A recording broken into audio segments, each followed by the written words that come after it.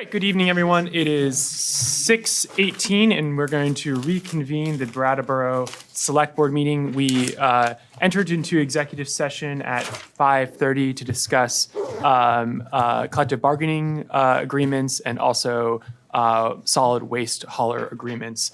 And we have taken no action. I asked then, but I will ask again. John, was this meeting properly warned? Yes, Ian, it was. Excellent. Thank you very much. With that, I'll move on to agenda item 2, which is to approve the minutes. Do I have a motion? I motion that we approve the minutes. Peter has made a motion to approve the minutes of May 2nd, 2023. Is there any discussion? Seeing none, all those in favor? Aye. Aye. Aye. It's going to carry 5-0. Thank you very much. We'll move on to chair remarks. I don't have any remarks this evening, so we'll hand it over to John for manager comments. Okay, thank you. So the first thing, I wanted to make a pitch for a new podcast that we're doing to update people about what the Select Board is working on, and it's called Town Matters, and it is on Spotify and Stitcher and Apple and all the podcast places, as well as linked on the town website. And the idea or the purpose behind this is to help give people an idea of what's going on at this meeting in a different way and different approach. And so, we want to keep it very simple, but have it be hopefully a helpful guide for folks that can listen to something for 4, 5, 6 minutes about what happened at this meeting and what's happening at the next meeting. The second thing I wanted to remind the board that the board retreat is scheduled for Saturday, June 3rd, which will be our next meeting. It will be at Holton Hall, but will also be on BCTV. The warning with all the details should be going out toward the end of next week. I also wanted to remind everyone that dog licenses were due on April 1st. And any dog not licensed will be added to the warrant that goes to the Select Board on your June 6th meeting. And anyone on that list can potentially be fined up to $100 after the warrant is presented. Then a couple things I wanted to just update you all on the cameras at the Transportation Center. They have all been ordered, and the contractor is waiting for delivery in order to schedule an installation date on those. And I believe it's like 13 cameras. It will give complete coverage across the whole building. And I also wanted to update you on a couple of other things for the Transportation Center. We'll be bringing a proposal to the board in your June 6th meeting regarding additional DPW maintenance staff dedicated to the Transportation Center. And we've been working on different options around hiring some security services as well for this location on a 7 days a week basis to supplement our regular police department patrols in the area. This would give the town a constant presence with eyes and ears at this location. Staff believe this would be a viable and cost-effective approach. Having security at the Transportation Center at all times is expected to have a positive benefit for a place that has obviously been seeing more than its fair share of unacceptable behaviors occurring. That is all I had for tonight. When do you think we would be seeing that last item before the board? As soon as we can put together a procurement around that. Okay. Yep. Okay, thank you very much, John. Move on to agenda item 5, Select Board comments and committee reports. Board members, any comments or? Yes, Peter. So in light of what happened at the Transportation Center yesterday, and I think we're all really completely aware of the ongoing issue that has been the Transportation Center, I've had a chance to sit down and meet with some people that include Michelle, the executive director from the Boys and Girls Club, Kate from the Downtown Brattleboro Alliance, Samantha from Windham County Safe Place, our superintendent of schools, Mark Spino, Chief Hardy, and Assistant Chief Evans to discuss a plan to roll out some safety concerns And more or less, the safety concerns are going to be kind of revolving around kids and creating safety zones that kids can feel safe in, and those will eventually bleed out into the schools. But right now, what we are focusing on is trying to create a pilot program that will focus on the transportation center and safety. And it becomes if you will, for the municipality, a land use kind of a land use issue, and some things that we've been exploring that are already in place for us to enforce. So I just wanted to say that ahead of whatever comments people might have tonight, that this is something that I have personally been addressing, and I've had an occasion to talk with Liz McLaughlin about this as well.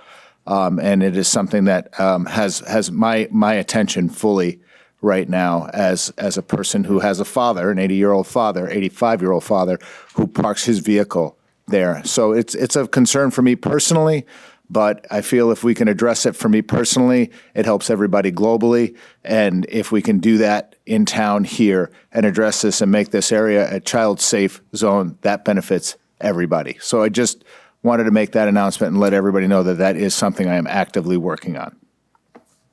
Great. Thank you very much, Peter. Other board comments? Franz? Thank you, Ian. Thank you, Peter.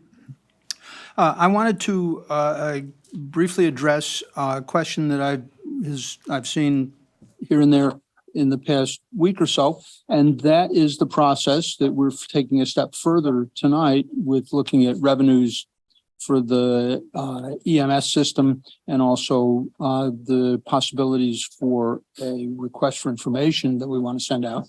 But I want to express, once again, this is repetitive, I know, but I want to express my faith in the process that we're undertaking now. I think it's going to be a fair process. I think it's going to be open to lots and lots of public participation, and that public participation can take a variety of forms. There's not just one locked in form. There's select board meetings. There'll be chances to meet certainly with me in defined spaces in town to talk about EMS or other things. There's the new town website or web page on the town website specifically for comments and interaction around EMS issues. There's social media. We're going to try to keep an eye on all of this stuff as ways for the public to have access to the select board and the town administration. And we're going to take this very seriously. This is something that we're going to devote ourselves to for the next few months. We invite everybody to participate fully. And to use a specific word, I don't think this is going to be murky at all. I think it's going to be clear and will provide people with a lot of different ways to have their concerns addressed. So just again, I want to express my confidence in this process and let everybody know that we want to hear from you and that I personally want to hear from you. Thank you. Thank you very much, Franz. Other board members?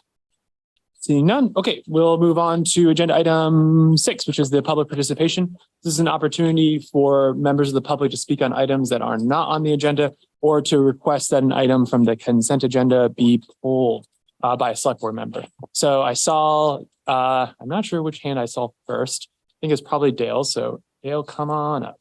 Then I've got you after I do the Zoom first, and then I'll come back to you. Actually, I don't see any hand on Zoom. So. My name is Dale Joy. I am white, Okay, black. so Dale, I'm just going to interrupt you for a moment. And if we're going to do the same dance we did last time, then we're not We going to get didn't into do a that. dance last But time. but if you want to talk about anything other than that item that you wanted to That bring one up. item I will leave to the side, Excellent. okay? Perfect. I am white, black, and Native American. And I'm here to request that people employed by the town resign or be fired for lying, protecting a liar, assault, and inappropriate behavior. Our legal system has been in question for a long time. If people do not wake up to the illegal manipulation of civil rights, that goes on at this level, how do the people learn to trust anyone connected with the legal system? These people are the ones I believe are questionably usurping the law. Ian Goodnow, John Potter, Chief Norma Hardy, Assistant Chief Evans, Officer Wild, and Lieutenant Warren. Thank you. Okay, thank you very much, Dale. I don't see any hand on Zoom, so sir, come on down. How you guys doing? Mark Younger, Brattleboro, Vermont. Mark, welcome. How you doing? John, I spoke to you about a month and a half ago, just before or just after you came into our service. I spoke to you about downtown, on how bad all the drug addicts, people begging for money. I spoke to you about this, and I'm just going to elaborate a little bit that we need more foot patrol that are actual cops, not some hired secondhand. I don't know what you said that you were going to hire. Is that actually going to be a cop, or is that going to be something different to that effect for downtown at the garage? Where are we at with that one issue first? So Mark, we'll have you make your comment and then we'll answer your Okay, all right, so there's the first one. Second, back in the 80s, we had the chief and many other people that were on foot patrol Fridays, Saturdays, Sundays. I don't see any foot patrol. And that's part of the problem with all the drug addicts that are in Harmony.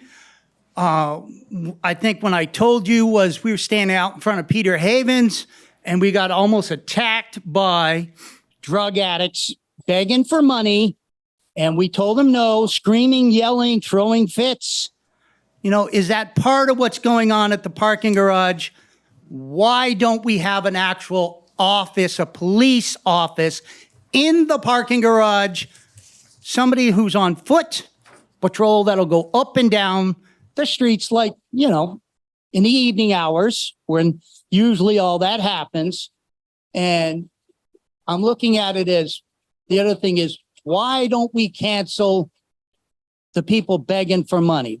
Is that something that the town can't do? Or is that something you as the group have to say yes or no to? And they get a ticket like anybody else would. Sometimes you see them up in Hannaford's. Some of them almost get ran over because they're running to grab a dollar.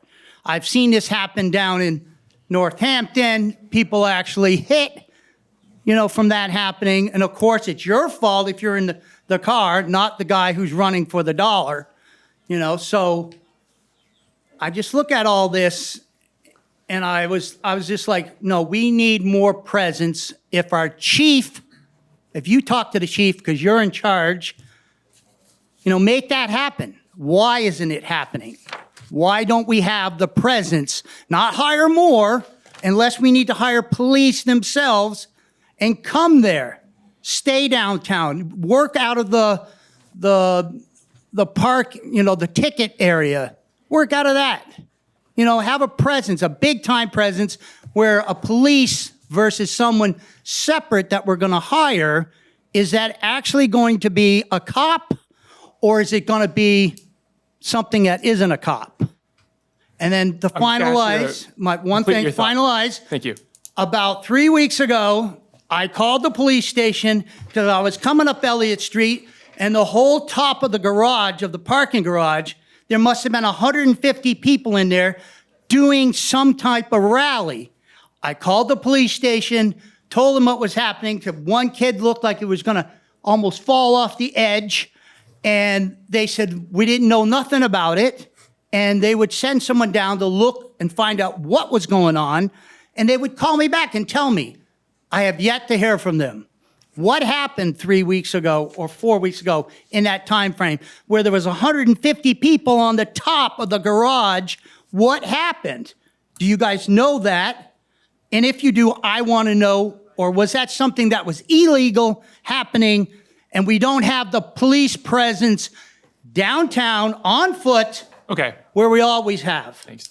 years ago? Okay, Okay? thank you very much. All right. All right. So obviously, Mark, that's a lot of questions and a lot of comments first. and we're not going to be able to answer all those questions in full in public comment because we have a lot of items to go through tonight. But we can take a moment or two to address a couple of those questions briefly. Okay. So the first one is just on your comment about the private. If you wanted to address that a little further. Sure, yeah, the idea there is to expand our ability to know when something may be happening so that the police can get called in. Because right now, as I think many of you know, we're ramping up our police force and filling vacancies. And we have a goal of 6 to 8 personnel to be at the academy this fall, which will increase. So as we're increasing our ranks, we need to be smart about how we are directing those resources. There have been additional foot patrols downtown. You may not see them all the time, but they're there as much as our staff can support that. We expect it to increase as we begin to augment the ranks. That's really the answers. And we have, at the moment, we have multiple potential officers that are in the pipeline to becoming officers. And it takes a long time. So we've got, I don't know the exact numbers. It's 6, it's 7, it's something at that, around that. Yeah. And so that we are working towards that and we are funded for that. So the Brattleboro Police Department has that funding for those many officers. We just don't have them yet as they're still going through the process of going through academy. And we've implemented multiple changes to how we onboard and how we pay and how we have them working with the department when they're first onboarded to try to retain those new hires, because one of the issues is they get part of the way through the process and they drop out, or they get through it and they don't come to us. So there are issues with trying to retain them, and we are actively taking measures to try to retain more of them. And then also we have, I think, 2 officers potentially starting June 1st who are not going through the pipeline because they are already sworn officers who are coming back to the department who would be allocated specifically to the downtown. And I looked to John to make sure to correct me if I'm wrong about that. Yeah, and we had hoped to hire 2 officers for the summer, and I think it's sometimes difficult for people to come back as retired police officers because of all this pressure that we're putting on people. Yeah. And so, that was our pivot to this idea of a security system. Oh, I see. Okay. To try to cover that need while we're continuing to get police officers Okay. hired. So that's another way. What's that going to cost us? So which thing? The private security, that will come back to the select board and that's what I asked John was, when are we going to see that come to the board? So that will have a public discussion with the select board about that. No decision has been made on that. So we will see any kind of financial implication about that. And I know you have more questions, but It's not a question. How many I policemen want, do we have that we're I- lacking? I want to move on to more, let other people speak on this. If you can get the answer to.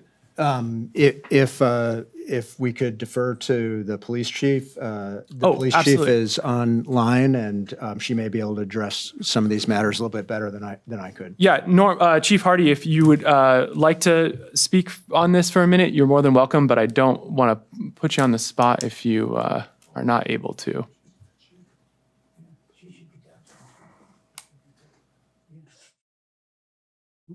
Oh, yeah. There we go.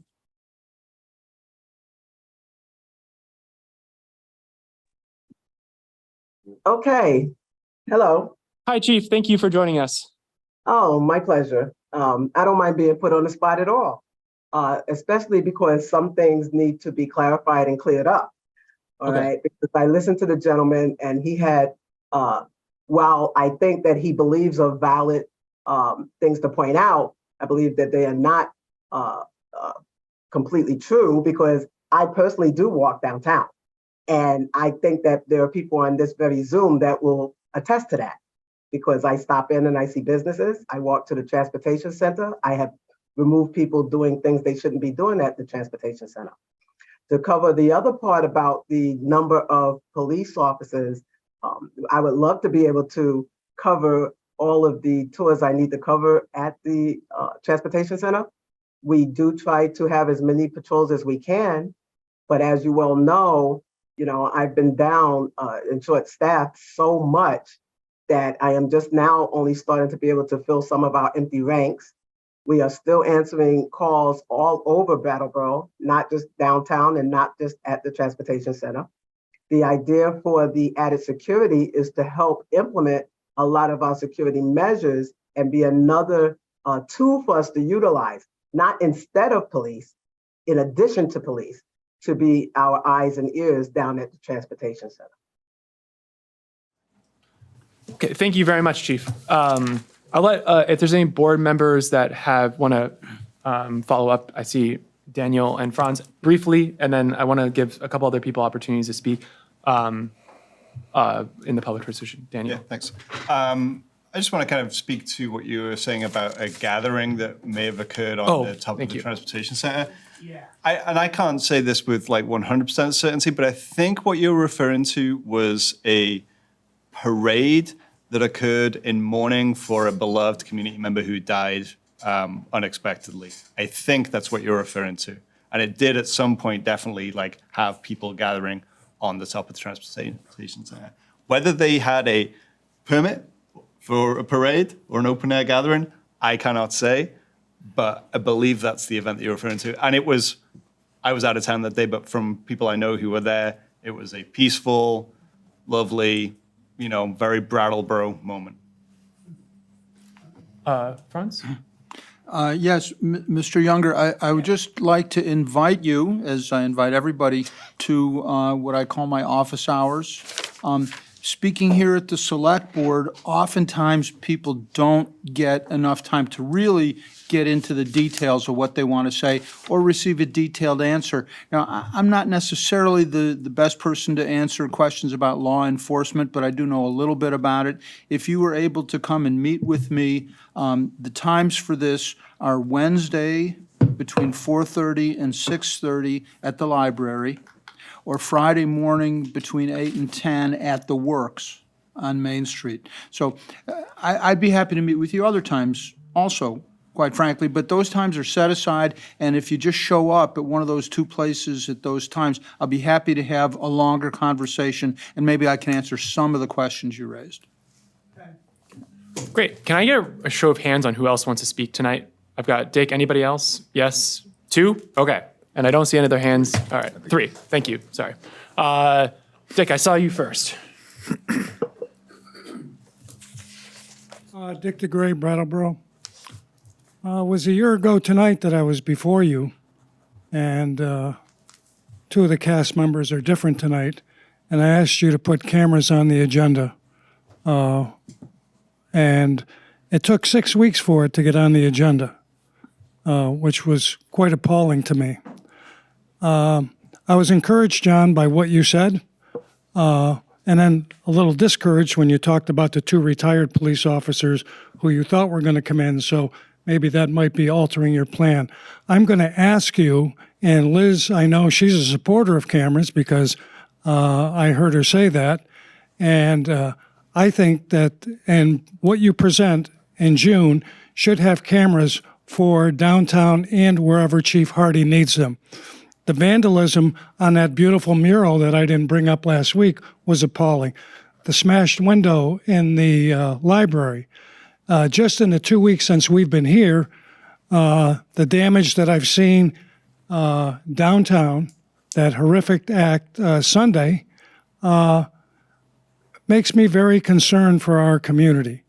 And it should be, you should be very concerned. And that's great, Peter, that you had this meeting with these people, but there's more than the transportation center going on downtown. There's all these businesses. People want to close up their businesses. We have businesses with plywood over their windows, and I don't see really anything happening to curb that activity. We have the highway department going down and cleaning up graffiti on taxpayer property. That's who owns it. We own it.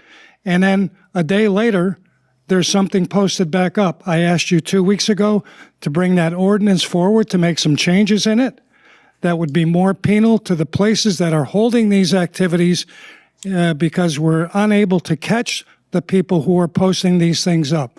That should be first and foremost, that we're not going to take this anymore, that we want a community and we're going to do everything we can to take it back.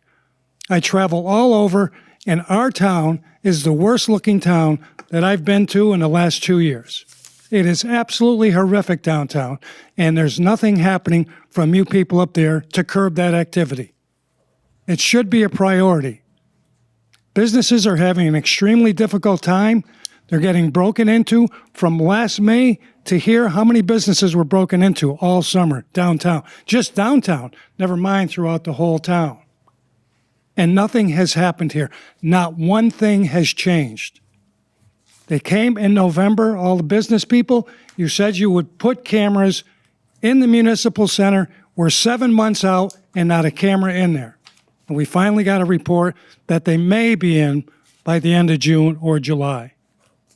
How disappointing is that when you come here and the people in the community are asking for your help and it doesn't happen? Hear no evil, see no evil, speak no evil. That's disappointing for me, and I'm a supporter of the Select Board, but it's hard to support you when there's so much inactivity that you have shown the town. Thank you. Thank you, Dick. Yes. Jared Landry, Brattleboro. Welcome. Mark Younger's comments just brought something to mind that I've always wanted to ask. And I don't know if you folks can answer the question. It has to do with Wyndham and Windsor housing. At what tax rate do they pay on their properties? Is it just municipal, or do they also pay school taxes? If you got more of a comment that you want to ask, then or if it's just that question. Going on to that Yep. is I work over at the Holstein Association, and so back in January, there is a drug raid at the apartment building right adjacent to our parking lot, apartment 102. They arrested 3 people out of there. 2 of them were residents. The 2 residents were allowed back into the apartment 2 days later, understanding that there's a process probably for eviction and things like that. Drug activity is still going on. Police department know about it. I've talked to the officers. I didn't know if the town had any authority on what they pay for taxes. If they're not paying 100% of everything, then can that change? If they're not paying 100%, do you have any authority on putting some pressure on the housing authority to do something about, and it's not just this apartment, it's many of the apartments, to do something about what is happening in the apartments that they run? Thank you. Yeah, absolutely. Let's, I don't know if we have that information, but we can get it for you, for what. Good call, the town manager's office. Yeah, if you want to contact the town manager's office, even tomorrow, we can get that information for you on exactly what their mix and the taxpayer breakdown is. Yes, Dora. I just want to make sure there's nobody else that's speaking. I had asked everybody to raise their hands, so come on up. Dora Bubalis, Brattleboro. 2 weeks ago, in the last select board meeting, there was something that really disturbed me, and I didn't get a chance to speak on it because I was actually really shocked when it happened.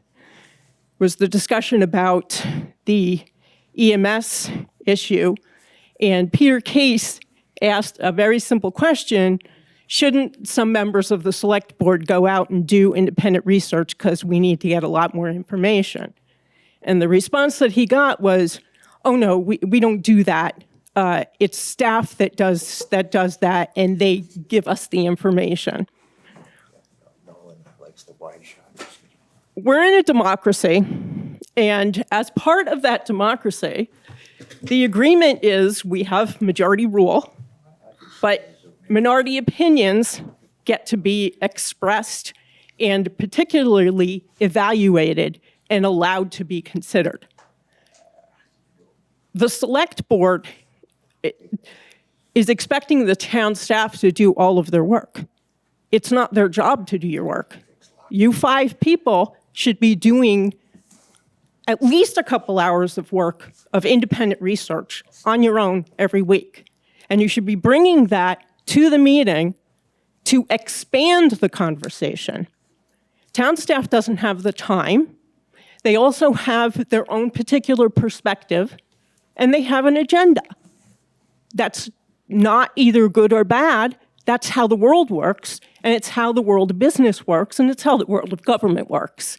So if you're going to have all of the information that you need to make an educated decision, then you need to go out there and you need to get as much, and you need to share it with all of the other select board members.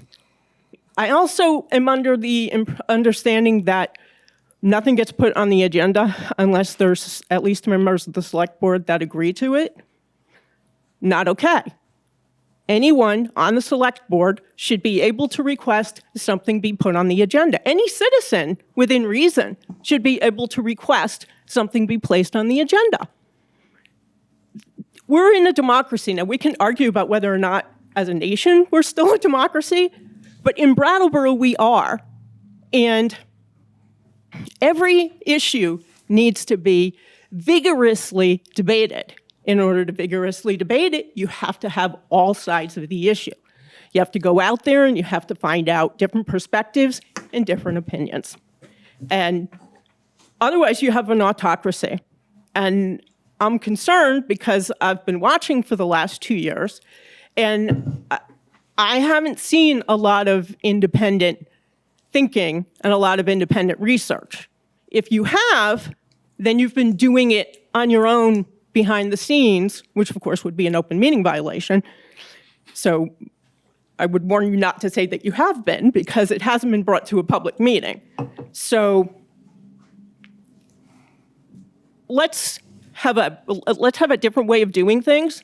And Peter, I'm glad you asked that question at the last meeting, because it's an important issue. Great, thank you, Dora. I think I'll just do one point of clarification on that. Yeah, any member of the public, any select board member can request an item on the agenda, be put on the agenda. It's the select board rules where it's the agenda setting committee that determines whether an agenda item is put on the agenda, or a requested item is put on the agenda or not. If it's a select board member who requests it, then we notify all the other select board members of that request if it's not put on the agenda. Obviously, if it's put on the agenda, then they get to see it. If it's a member of the public who requests an item be put on the agenda and the agenda setting committee decides not to put it on, how many times can I say agenda in this sentence? We also notify the rest of the select board so that they can then take up that community presented agenda item and request it themselves. And then if an item is not put on the agenda by the agenda setting committee, then a board member can bring it up in a board meeting, and at a vote of 3 board members, it can be put on the agenda. So, and that's how it's always been. I mean, since I've been on the board. So it's just the rule. It's the rules that we vote on every year, and we voted on them in April. So yeah, I just wanted to make sure people do know that you can absolutely request an item to be put on the agenda. Yes, Liz. I wanted to further clarify. It's my recollection that when Peter asked that question, he was looking for an outside meeting with some experts about an issue, and we thought it would be better that that information be held at a select board meeting. But I distinctly remember Ian saying, of course, anyone can call anybody they want to get some information. And it was also decided that the fire chief would ask other towns in a similar status about the conduct of their Fire-EMS and would report that information to the select board. All right, any other comments there, board? And just to echo what Liz said, that is how I understood it. And Dora, I think you know me well enough to know that I didn't accept that answer, so I went ahead and did it anyway. All right. Okay, So we're going to move on to agenda. Well, let me make, is there one hand on Zoom that I missed? Yeah, there's a hand on Zoom from Carol. Yeah, absolutely. Hi. Hi. Hi, my name is Carol, and I am a Brattleboro. I live in Brattleboro. I need, for one, I would like a clarification. It seems to me that you've ordered 12 cameras and they will be installed. I'm wondering, is there a way for the police department to monitor the activity via the cameras? Then my other question is, as far as the security guards, is that just going on the agenda just now or coming up from the next meeting in June? Or have we decided that we are definitely going to get security guards in addition to police officers? Thanks. Great. Thank you very much, Carol. I'll answer the second one first. It's not just been put on an agenda. We don't actually have an idea of which agenda it will be put on. We haven't made a decision that would actually happen. This is an idea that's come from the town manager. And given the public that's here and what's happened recently, he wanted to, I won't speak for you. My impression is that he wanted to update us on what was going on. So no, we haven't made any decision. There's obviously going to be a financial implication that we need to thoroughly consider, and also other considerations on what that would mean.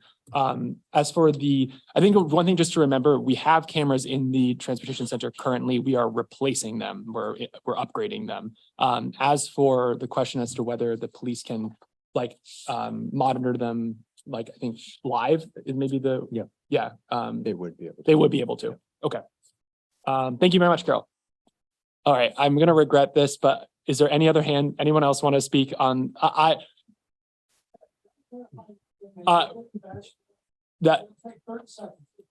Well, it sounds like you're going to be on my side, so no, of course you can. But I think I have one other hand here who hasn't spoken yet, and I can't see who it is. Tim Wessel. Okay, Tim, can you keep it very brief, and then I'm going to give Dick, and then I'd like to get onto the agenda. We're going to Tim first? Yes, because he hasn't spoken yet.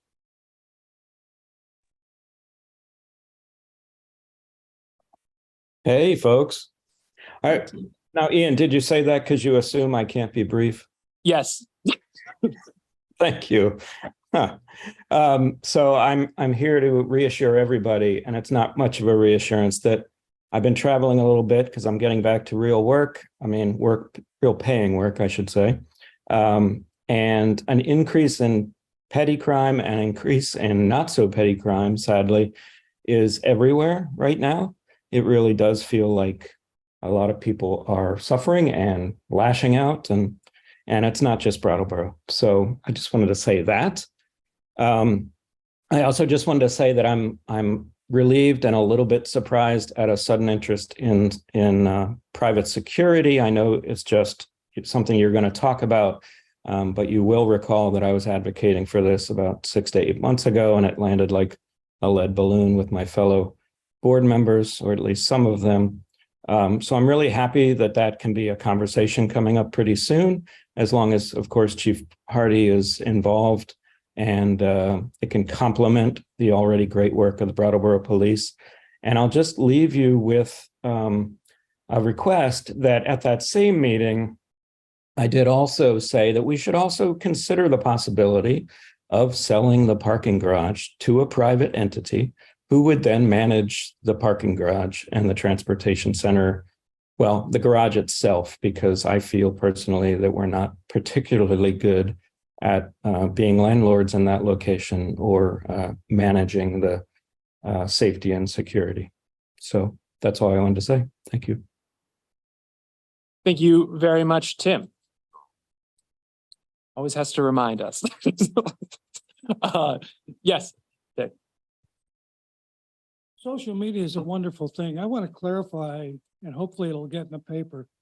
The town does not pay for the flowers, so bashing the town for spending monies on flowers is a misnomer. The town does not pay for flowers downtown. DBA pays for the flowers through a special assessment through the building owners in that district. And the flowers that are done up in West Brattleboro are paid for by donation. So it is not you guys that are paying for those flowers. And so people should try to figure out who's actually doing things before they just make these proclamations. Who to bash? Thank you. Thank you, Dick. Thank you for doing the flowers. Okay, I think one more hand. One more hand. This is Mary Casey. Okay, Mary, and then I'm going to move on.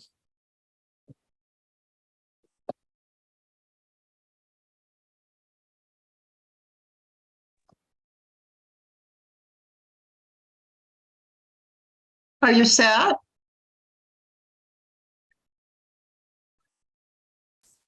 I can't get them to hear. Mary, can you hear us? I can hear you. Yep, we can hear you too. Okay, I believe we're talking about the cameras that I spoke with you a year ago, Ian, in the transportation center. Yes. I would suggest, so we're not always sort of picking up after a tragedy, perhaps when you're considering adding either porta potties or adding housing or giving money to an organization for a public interest project, that you seriously consider security and make sure you have that addressed before you approve new monies for housing projects. And I know, for instance, there's a new housing project that's being hopefully will come to fruition up near Franz in my neighborhood. And the only question that did not make it to the whiteboard from the public participation was the matter of security. And that project had 2 parking garages in it. Just keep in mind, I feel like we're playing catch up kind of a year after some of these issues were brought to you. And I'm hoping that maybe we could get ahead of the crime issues in town. We were kind of in a race to the bottom with St. Albans. And I believe with the recent murders in town, we now are at the bottom. So let's get it together a little bit. Thank you. Thank you, Mary. Okay. Thank you, everyone, for your public participation. We're going to move on to agenda item 7, which is the consent agenda. John, do you want to give us just a brief on them? Sure. We have 6 items on consent tonight. An entertainment license for the Good Spot, which is out at Vermont Marketplace on Canal Street. A second-class liquor license for the Retreat Farm. You would also be formally adopting the local emergency response plan, which is an annual requirement that makes us eligible for certain emergency funding. There is a request to apply for a $19,900 grant from the Vermont Food Bank to establish an equipment collection at the library for supporting food cultivation, preparation, and assessment of the farm food system. And 2 financial items, the monthly financial report and a financial management questionnaire and internal controls checklist that you'd be approving us to sign off on tonight, and that's it. Great. Thank you very much, John. Yep. Board members, anyone wish to pull an item from the consent agenda? Seeing none. All right. In that case, I'd entertain a motion. And I should have taken the motion first. Franz. I move that we accept and approve the items on the consent agenda. Franz has made a motion to accept the consent agenda as presented. All those in favor? Aye. Aye. It's going to carry 5-0. Thank you very much. All right, we're going to move on to unfinished business, and that's going to be 8A, the cemetery ordinance, second reading and possible adoption. Going to welcome Brian to the special table. So board, if you recall, we had a really excellent presentation last meeting on the proposed ordinances to the cemetery ordinance, or proposed changes to the cemetery ordinance, and had some good discussion from the public. I'm not sure if you wanted to speak on it again or just hear any additional questions. So I think, just briefly, there's two items. One is to create natural burial and Islamic burial to meet the needs of our diverse community. We did this in consultation with people who wanted natural burials and also with members of the Muslim community in Brattleboro. The second is just an adjustment in prices for corner markets that reflects the change in prices in the market. And the only change made in the last meeting was the name of the proposed section to the Garden of Peace. Excellent. Thank you for reminding me of that. Yes, excellent. Board members, are there any additional questions or comments from the first reading? Ian? Yes, Liz. I just remain very supportive of this project and thank Brian for his work. And the cemetery. And the cemetery committee, thank you. Yes. Yes. Any members from the public wish to speak on the item? I see none. I just want to echo Liz and also just appreciate specifically the burial site change that came from public initiative that was really well received by the town and then very quickly saw change in ordinance to reflect a need in the community. It's always really beautiful to see sort of small municipal government working well like that. And so I think the good work of you and the committee and doing that effectively. So thank you. Thank you. Do we need a motion? We do? Mm-hmm. Okay. It's here. And of course, I should have made the motion at the beginning. Liz? I move to approve the amendments to the Brattleboro Code of Ordinances, Chapter 19, Brattleboro Cemetery Ordinance, Article 3, Rules of Operation, Section 19-8, Purchase and Payment of Plots and Lots, and Section 19-9, Burial Site, as presented. Excellent. Thank you very much, Liz. There's been a motion. Is there any further discussion? Seeing none, Liz has made a motion to approve the amendments to the Brattleboro Code of Ordinances, Chapter 19, Brattleboro Cemetery Ordinance, Article 3, Rules of Operation, Section 1988, Purchase and Payment of Plots and Lots, and Section 19-9, Burial Site, as presented. All those in favor? Aye. Aye. Aye. That's going to carry 5-0. Thank you very much. Great. Thank you. Thank you, Brian. Thanks, Brian. Brian. All right, we're going to move on to new business agenda item 9A, which is the VTrans project information meeting for the I-91 Bridges Rehabilitation at Exit 1. And I'm going to invite, we have some gentlemen representatives from VTrans here to walk us through it. And I'm now reminding myself, this would be a time to make a motion, but there is no motion before the board tonight on this agenda item. So we're just going to be hearing information from these presenters. Ladies and gentlemen. And Presenters? ladies and gentlemen. Ladies and gentlemen. Yes, I apologize, ladies. And we have VTrans Structures Project Manager Robert Kleinfelter with us tonight. And Robert, if you would introduce your colleagues. Yep. So I'm Bob Kleinfelter with the project manager with the VTrans Structures section. And thank you for letting us speak tonight. We're here to talk about the I-91 bridges 4 north and south over Canal Street to Exit 1 and the rehabilitation project that is upcoming. This will start later this year. So we're just here to give an update on what to expect and answer any questions from the town or community that there may be. WSP is the design consultant for this project, so they prepared a presentation here and they'll take it over from this point. Perfect. Thank you very much, Bob. So the next slide here does have a kind of an introduction slide, but my name is Tim Polson. I'm the design lead from WSP. I'm the consultant working with Bob on this project.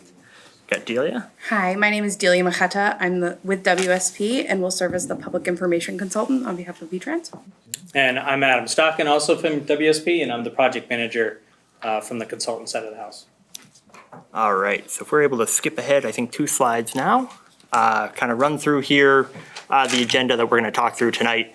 Going to give you an overview of the project, what work we're doing, talk about why we're doing the work, Then we're going to get into the traffic impacts. Traffic impacts are probably what's going to be of most concern to the community. Talk about how we're going to maintain traffic throughout construction and some other pieces that you guys will want to be aware of. Talk about the overall construction schedule for the project. And then Delia will wrap up talking about our public information and public outreach that we anticipate putting forth throughout the construction phase of this project. So before we get into it, wanted to just give some broad terms that I'm going to use to describe the bridge. So we've got a nice kind of cutaway section here of a generic bridge. We're all familiar with the portion you ride over. That's your bridge superstructure. That's got your deck, your steel or concrete girders, and what supports your superstructures, your substructure. That's made up of your concrete abutments, typically tucked up on your embankments, and your concrete piers kind of in the middle of in your median area. Kind of move into the next slide here. And I'm sure everyone here is familiar with the bridges we're talking about here, but I-91 northbound and southbound over Canal Street, Route 5. So looking to, that's the area that we're going to be working on here. So what are we doing? The project is primarily a deck replacement project. As part of that, though, we're going to be doing some rehabilitation to other parts of the structure. Steel girder painting, some substructure repairs, that's concrete repairs to the piers, concrete repairs to the abutments.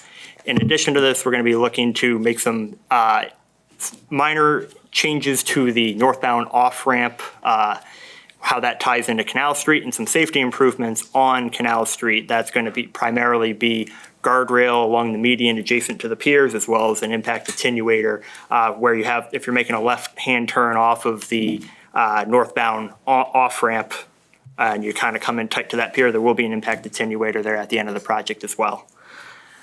So existing conditions, these bridges were built back in the late 50s, so the bridges are a little over 60 years old. Most recent inspection was done in spring of 2022. We rate our bridges when we inspect them. We give them a condition rating. So the deck was rated as a 5, which is what we call a fair condition. There's some significant spalling and concrete deterioration on the overhangs. As anyone who's driven under it, you can probably see those catchment baskets that are kind of there on the fascias to make sure there's no debris that falls into the roadway. That really leads us to the need to replace these bridge decks. The substructure, which again is supporting our bridge, are in satisfactory condition. There are some concrete cracks and spalling, which is not uncommon for bridges of this age, that we're looking to address as part of this rehabilitation project. So I wanted to highlight a couple pictures here just so people are familiar with the bridge. This first picture is the southbound bridge. We're looking north up Canal Street right now. The bridge paint system you can see is starting to fail. We've got some rust showing through. Again, not unusual for bridges of this age. That catchment system on the overhang for the deck that I was describing before, that's there, kind of indicative of the fact that the bridge deck has reached at the end of its useful life and is in need of replacement. The concrete pier cap, we can see some cracking, some efflorescence. That'll be addressed as some of our rehabilitation work as well. The next photo here is an underside view of that pier cap, shows some concrete spalls, some exposed reinforcement, and some corrosion. Again, this is not unusual for a bridge of this age, but this is something we're going to look to address to increase the longevity of the structure and get some more life out of the bridge. Next, we have a kind of a beam end picture here. Again, we can see the paint system starting to fail, some rust, cracking of the concrete abutment, some concrete spalls. And then the top part of the picture there is the overhang where we can see some pretty heavy cracking. The last picture here is just a kind of a elevation view of the abutment up on the embankment there, where we can see cracking through the abutment stem, some concrete spalls on the back wall, all of which we'll be addressing as part of this rehabilitation project. All right, so how are we going to get this work done? In order to replace the bridge deck, we're going to be closing the bridges one at a time. How are we going to maintain traffic on I-91? We're going to utilize crossovers through the median. The work is proposed to kind of have 2 bridge closure periods. We're going to first work on the southbound bridge.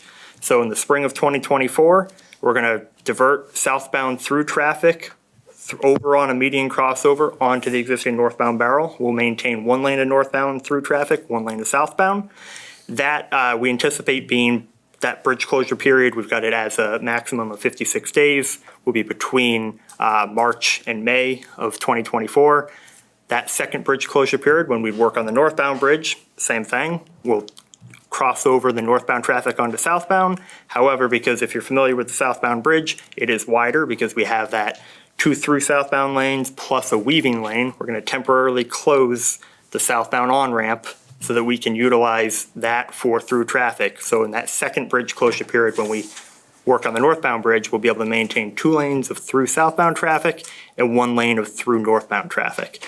Now, I tried to isolate these bridge closure periods to work around areas of times of high traffic volumes. So Memorial Day and 4th of July, we're making sure that we're back to 2 lanes of through traffic in both directions. So that's kind of why we tried to pigeonhole those 2 bridge closure periods into the times that we did. So the next slide, I'm going to kind of walk through just to try to better illustrate. I know it's a little hard on the screen here to see what those crossovers will look like. So that southbound crossover, this will be in place when we're working on the southbound bridge. So southbound through traffic, cross over the median, we'll have 1 lane of northbound, 1 lane of southbound. As I indicated, we're going to temporarily close that southbound on-ramp if you're traveling on Canal Street going south. Towards Guilford, that will be temporarily closed. We'll be constructing a new temporary southbound on-ramp kind of in the top of the screen there, as you can see. So if you're traveling south on Canal Street, you'll take a left to get on instead of taking a right to get onto southbound. The next slide here is going to show kind of a cross-section of what that looks like. So again, this is for that southbound crossover. We'll have 1 northbound through traffic lane, 1 southbound through traffic lane, separated by a concrete barrier. For the northbound crossover, it's going to be pretty much the same here, except we will have the added benefit of being able to maintain 2 through lanes of southbound traffic and with the 1 lane of northbound through traffic. The next slide here again shows that cross section of what the southbound bridge would look like in that condition where we can scoot to the next one. Yep, perfect, thank you.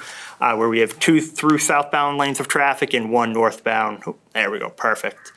So in addition to the impacts on the interstate, there'll be some impacts to Canal Street. The next slide here provides kind of what the working windows for the contractor to perform his work will be. There's certain activities that we can't have occur over active traffic, demolition of the deck, setting precast deck panels. We're going to be jacking the bridge to replace bridge bearings. So some of those activities we will want to make sure that we don't have live traffic underneath. So the contractor will be allowed to use alternating one-way traffic, but he's only going to be allowed to use that during specific times. So we have restrictions for when that work can't be done and where we'll have to allow for 2-way traffic. That's going to be weekdays 7 a.m. to 9 a.m. and weekdays 2 p.m. to 6 p.m. We'll make sure that we're not restricted down to that alternating one way to make sure that we have, that's, when people are going to school, people are going home from school, going home from work, and then also on the weekends, 11 a.m. to 5 p.m. To try to make sure that we're not really impacting activities on the weekend. In addition to that, as I said, we're going to do some bridge painting. So there'll be some temporary lane shifts for certain overhead work if there's going to be vertical clearance restrictions for some of the painting apparatus that needs to be there. But again, those same restrictions as far as maintaining 2 lanes of traffic during the time periods listed on the screen will still be in place. Lastly, I had mentioned that southbound ramp relocation. So here's kind of a blow up of that again.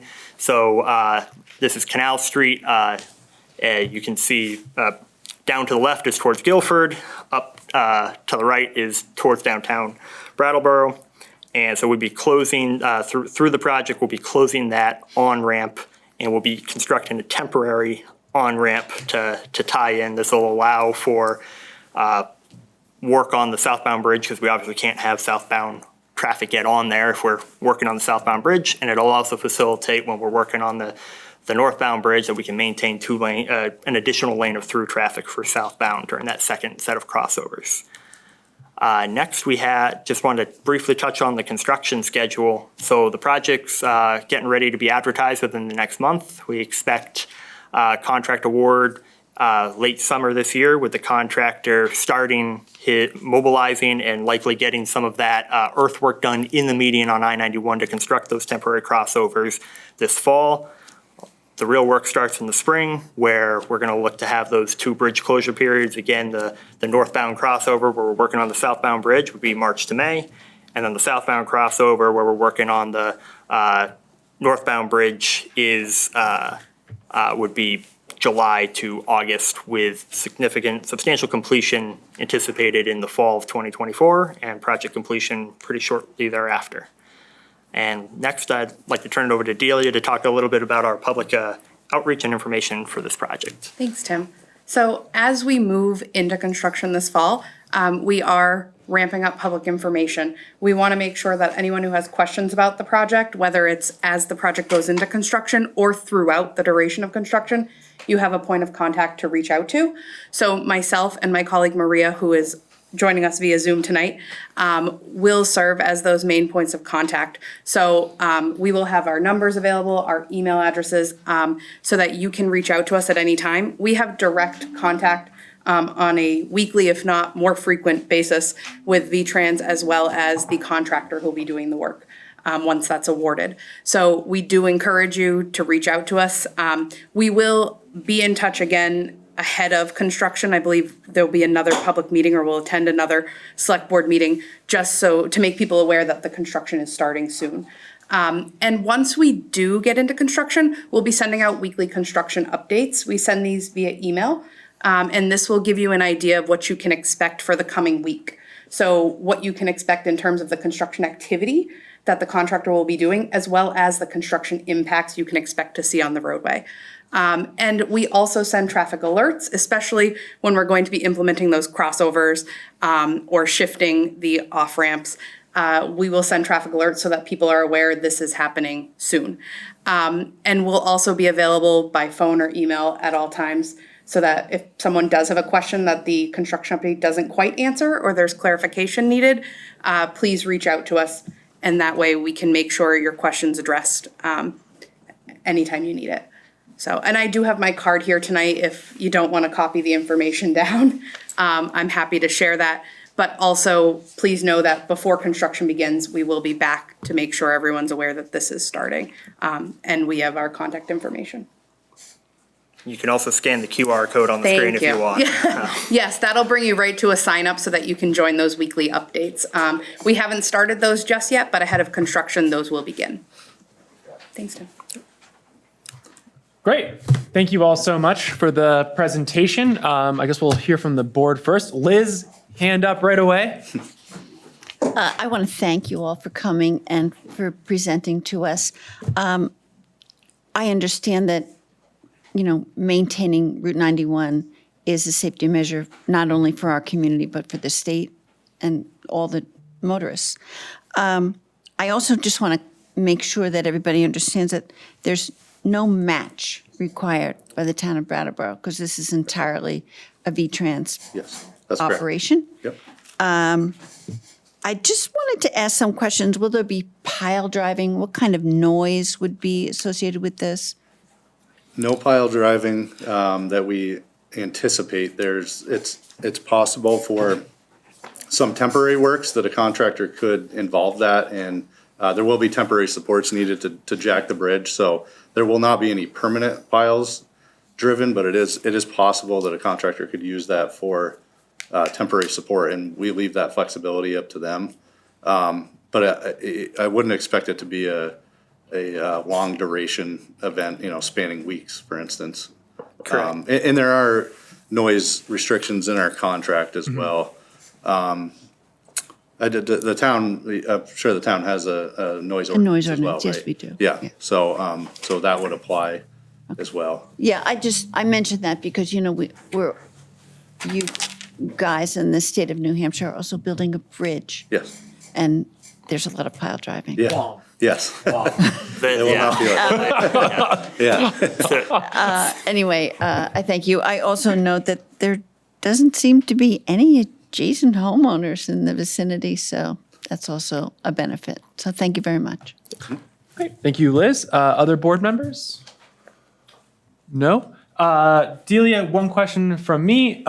Besides scanning the QR code that was up there for a moment, how else can a community member get on the weekly email list? So our contact information is on the VTrans fact sheet. So if you go to the VTrans website, there's a project fact sheet and our contact information is there. I'm for anyone in the room tonight, I'm also happy to leave my card. And they can just shoot you an email and Absolutely. say, please put me on that. Okay, Yep. great. I wasn't sure if there's like an online form or something.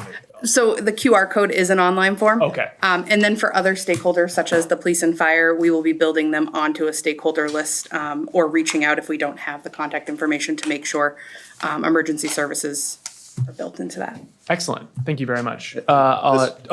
Just one thing, Yes. this presentation will go on the project website, which you can get to the fact sheet just through VTransparency. Yes. And then find the project, which will bring you to the project website, but I can provide a link to that as well, if that's something you want to put in the minutes or anything like that. Yeah, it also might be something we might want to put somewhere on the website as well.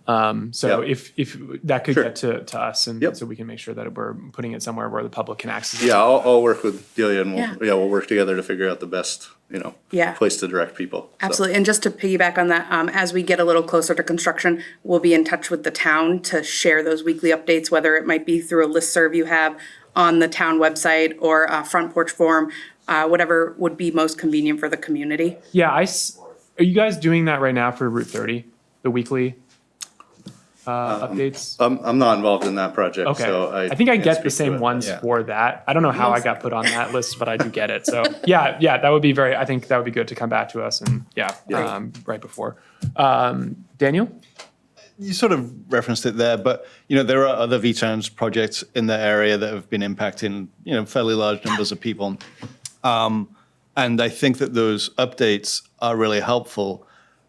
And so making it as easy as possible to get those updates. We magically get them in our inbox. I never requested it, but I'm assuming there's a list of select board members, that you have access to, right, on the town website.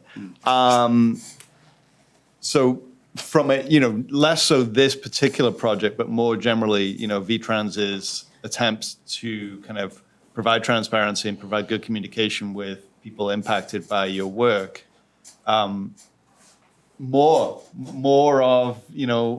of that communication, easy access, press releases, stuff that we can stick on graphics, on Instagram, QR codes. I hear from people, regularly, who are impacted by, say, for example, the Route 30 project or the Route 9 project, and them knowing what's happening with that would ease some of it. And that actually gave me another thought. One of the things that I've heard quite a bit from community members for the Route 30 project has been impact to damage to their vehicles and tires driving on the route, which is like an active work zone. And so I'm just wondering, do you anticipate that potentially being an issue with this project, or given the way that like the closure of lanes that you don't anticipate that being as much of an issue? And to be more clear, like nails and tires and stuff like that. Yeah, I think it's always possible in a construction site to have nails or screws or whatever that inadvertently fall. Traffic should only be running on paved surfaces here, so it's a little different. I believe that's a reclaim project where it's the real sharp stone that you have to drive on. But we also have an item in the contract for public protection.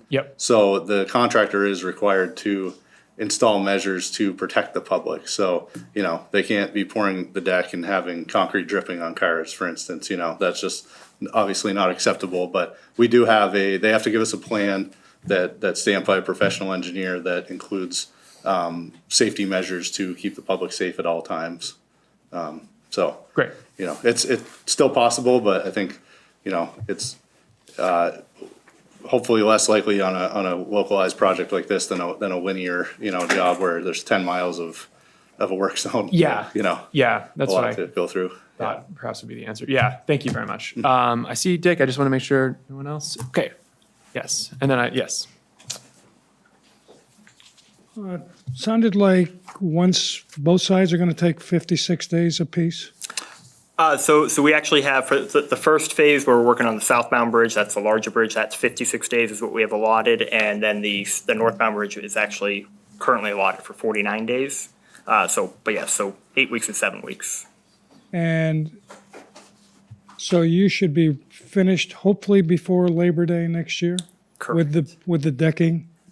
And then cleaning up the crossovers will take you into the fall?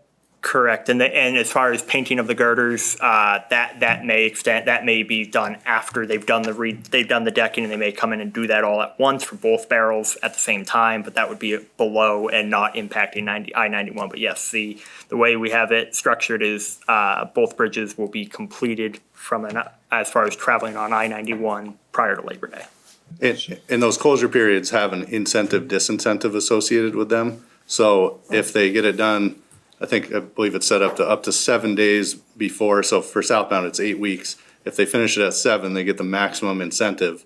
If they go beyond 7 days, they get charged a disincentive by the hour. So, we have it set up so understanding the traffic implications that would result of one lane through a holiday weekend here. Correct. To try to prevent that to the extent possible. Yeah, the gateway into Vermont actually is through 91, and obviously 4th of July, Labor Day, and then really from October 1 through the whole month of October. People are tired of bridges being done. They've been being worked on, I think, for about the last 20 years, Yep. all the way up the corridor. Yep. And not that you know, but what about the next bridge at exit 2? Is that on the scope? Because that's certainly in. I don't know where that's at in the programming process. So I'm not aware of that project as being programmed as a project. I know they did some redecking there a couple of years ago, but. Yeah. I mean, the problem is they're all built at the same time. So unfortunately, there's only so much. But as far as I know, there isn't a project, but there could be. It's just in the early stages. Great. Thanks. Thank you, Dick.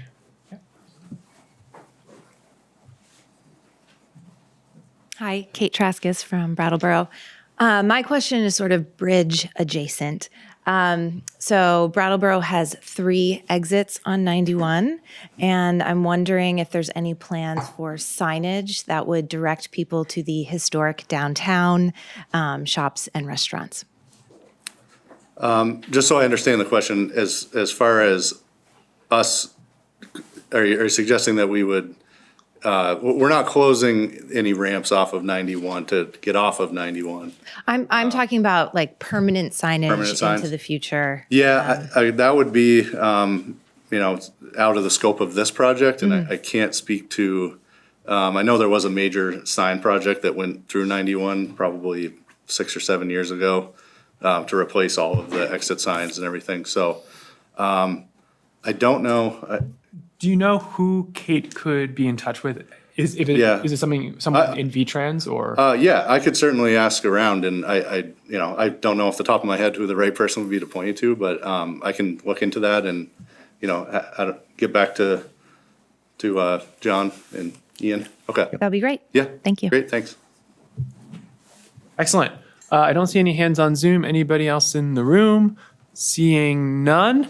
Board members, questions, comments on this great presentation? Seeing none. Thank you all so much for coming down. We really were coming from wherever you came from. And I always say down because Brattleboro. Yeah. I'm in Essex, so it was. Yeah.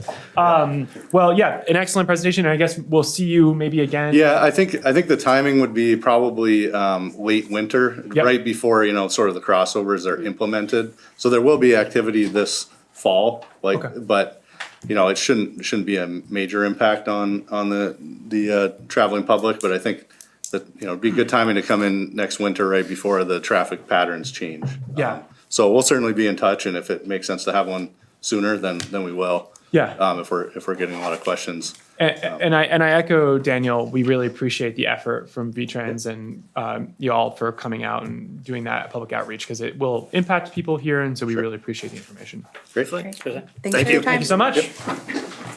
All right. So we're going to move on to new business agenda item 9B, which is going to be the EMS update.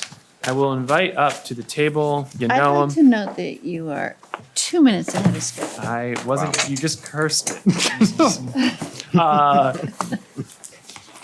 Chief Howard, AC Cure, welcome.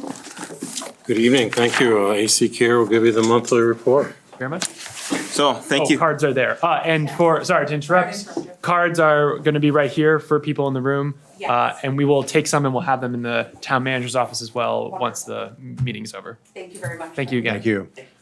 I apologize. Yeah, no worries. Thank you. As usual, per your request, I'm providing you a report of a monthly update of the EMS operations specific to the Brattleboro Fire Department. During the month of April, the Brattleboro Fire Department responded to 337 calls for service.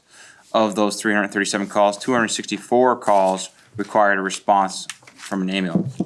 In more detail, 225 were response with rescue emergency medical services, 45 false alarms, 17 good intent calls, 37 service calls, 7 hazardous material calls, and 6 fire calls. During the month of April, just from some scheduling conflicts, we didn't have our monthly QAQI with Dr. Storn, but we double booked that, and now it's going to end up being triple booked for the month of May with Dr. Storn. We ended up doing our QAQI on May 2nd. We were also able to do some really good clinical training with airway management, both at the advanced level provider and basic level provider, thanks to the folks from Vermont Packing House. The month of May, we'll be focusing on working with Dartmouth Hitchcock Medical Center with their helicopter landing crew, again, and along with more QA/QI at the end of the month. Some current data statistics pulled from July 1, 2022 to May 5th. We've done 2,551 EMS calls. The average time of the call is 27 minutes, 51 seconds. The need for 2 ambulances was 409. The need for 3 ambulances was 49. The need for mutual aid, 2. Transported 1,732 patients. Our average response time was 4 minutes and 32 seconds, with an 80th percentile response time of 6 minutes and 50 seconds, a 90th response percentile time of 8 minutes and 7 seconds, and then a 90th percentile time for emergency response was 6 minutes and 29 seconds. Total invoice was $837,256.20 cents. And credits received are $508,606.77. And then lastly, one of the things that you guys asked as we continue this information through the course of the year, I'm asking the select board if that's still something that you're looking forward as we move past July. Pretty consistently for the past 10 months, the data has been pretty consistent. The patterns have emerged. Now they've stayed consistent over this course of this time period. Happy to do so. Not sure if you want to reduce it to an every other month while including this material in the backup material that the chief gives you each month. However you like it, I think it's worth a conversation as we're just seeing less public comment questions. Absolutely. Well, let's first take is there any other point to the presentation there? Nope, that's it. Great. I'll take a motion board. Liz? I move to accept the EMS update report as presented. Excellent. Thank you very much, Liz. So questions, comments, both on the presentation of material for the April update, and then also if we want to have any discussion about AC Cure's question on future updates moving forward. So board members, Daniel first. Thank you. Thanks for the report. And, you know, I agree with you that the early kind of months of this were, you know, it was new information for the board, new information for the public. And over those initial months, we started to kind of see like, okay, this is the picture. And now that picture is pretty clear because, you know, we're typically looking at from the totality of our experience of doing, you know, this in partnership with Golden Cross. So from July 1 all the way through to, in this report, May 5th.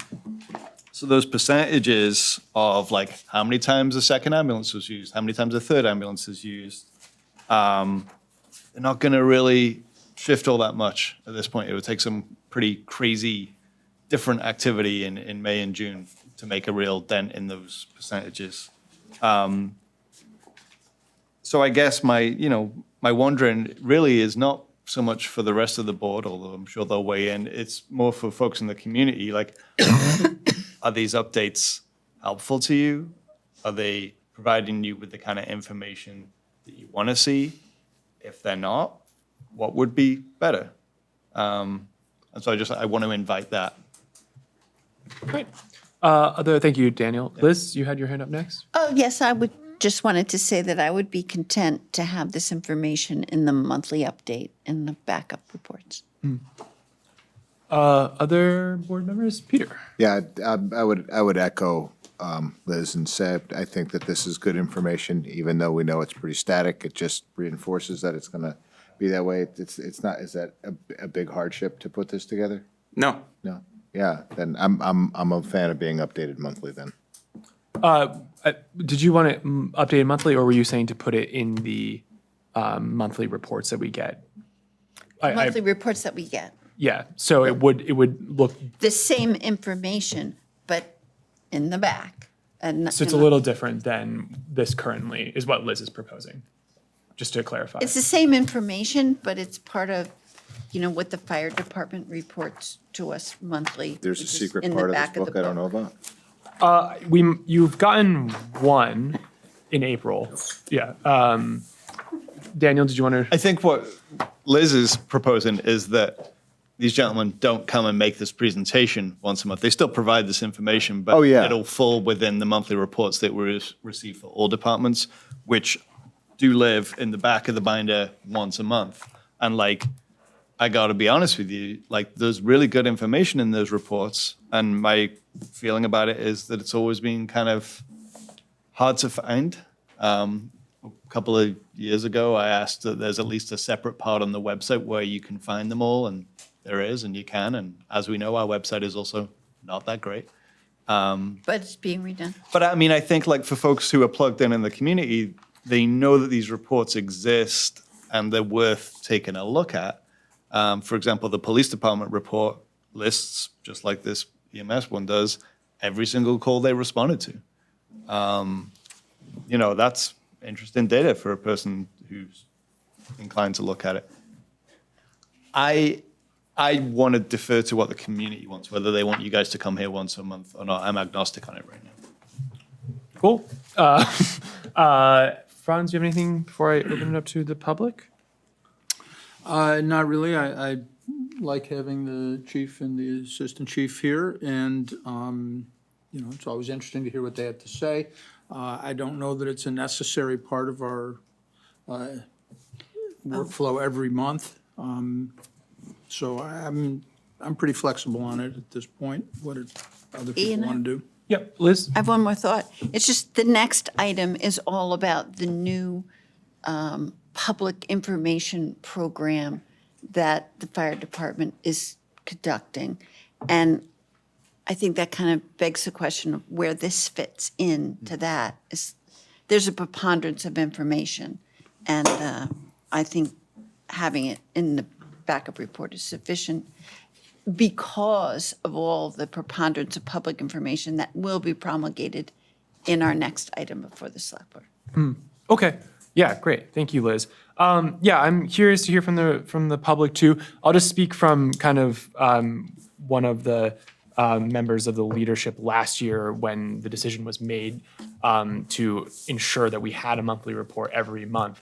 And really, from my perspective, it was we had a new contractor, a new system, and we were really, really concerned both from the board and from the public's perspective that this was effective and was meeting the needs of the community. And so as we round ourselves to a full 12 months, come June 30th, and have now gotten monthly reports for a full year, at least that part of the purpose of getting the monthly reports feels satisfied to me. Now, if there's other reasons that we feel that we want to keep having the reports, I'm really happy to hear about them. But at least for that reason, we're still going to be collecting the data, and the data will still be available. And if it comes in the backup for the monthly reports, that's excellent too. So yeah, I'm a little bit with Daniel. I'm a little agnostic on it right now, but I have really appreciated all the work that's gone into collecting the data, putting it into a memorandum, presenting it to us every month, because it's been really critical for this last 10 months. So thank you. Yeah, I would just clarify that just having access to the information is good enough for me, and having it someplace where the public can access it, I think is good. We can post it on our webpage and our social media. Which is much better than our webpage. Yeah. Okay. Well, let's hear, unless there's any other comments right now, let's hear from the public. Dick's hand was up first, and then I see Dora, and then I see, actually, sorry, it's going to be Dick, and then whoever's hand that is, I can't read, then it's Dora, and anybody else has their hand up. Here's my concern. Yes. Tonight, consent agenda, the monthly financial report. Back in April, you had put this on here, or March, and I had asked you not to put the monthly financial report in consent agenda. There's a reason that it's not in consent agenda. And so what you're doing here is really saying we're going to put this in the book. That doesn't give the public an opportunity to ask questions. Now, that's great, all the response times. I'm the guy that's worried about the money. And when I look at what's invoiced and what's been collected, and then looking at what you're going to talk about in 10 or 15 minutes, we're a far cry from $975,000. Yep. And so having the chief and the assistant chief come here for 15 minutes to talk about this report and give the public an opportunity to talk about it, I think is important. Just like I think it's important to have that financial report. If there's no questions by the board and no questions by the public, then so be it, you're done. But there's a reason for it, and I'm disappointed that you have a new board member here. Franz has been on the finance committee, but Peter hasn't been involved really with the board or finance stuff for the town, that he should have said, hey, I have some questions here. I thought he would have. I found 12 questions in here just thumbing through this in 5 minutes. So I can ask you, please keep this on the public sector, not in the back of the book where I can look at it, and I know that, but it gives me an opportunity, or anybody else who wants to talk to you about it. Public participation. That's what the emphasis is this year, right? Franz, public participation? Thank you very much, Dick. Judy.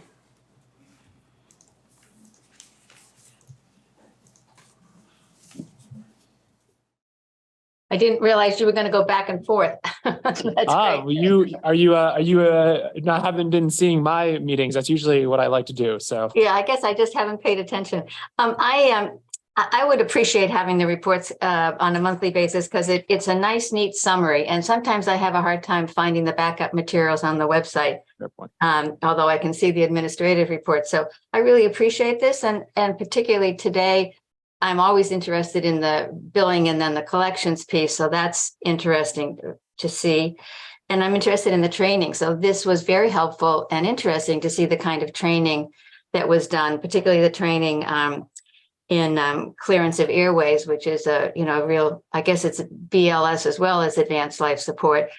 So it made me think about how many Brattleboro firefighters participated. I know some Golden Cross ones were participating.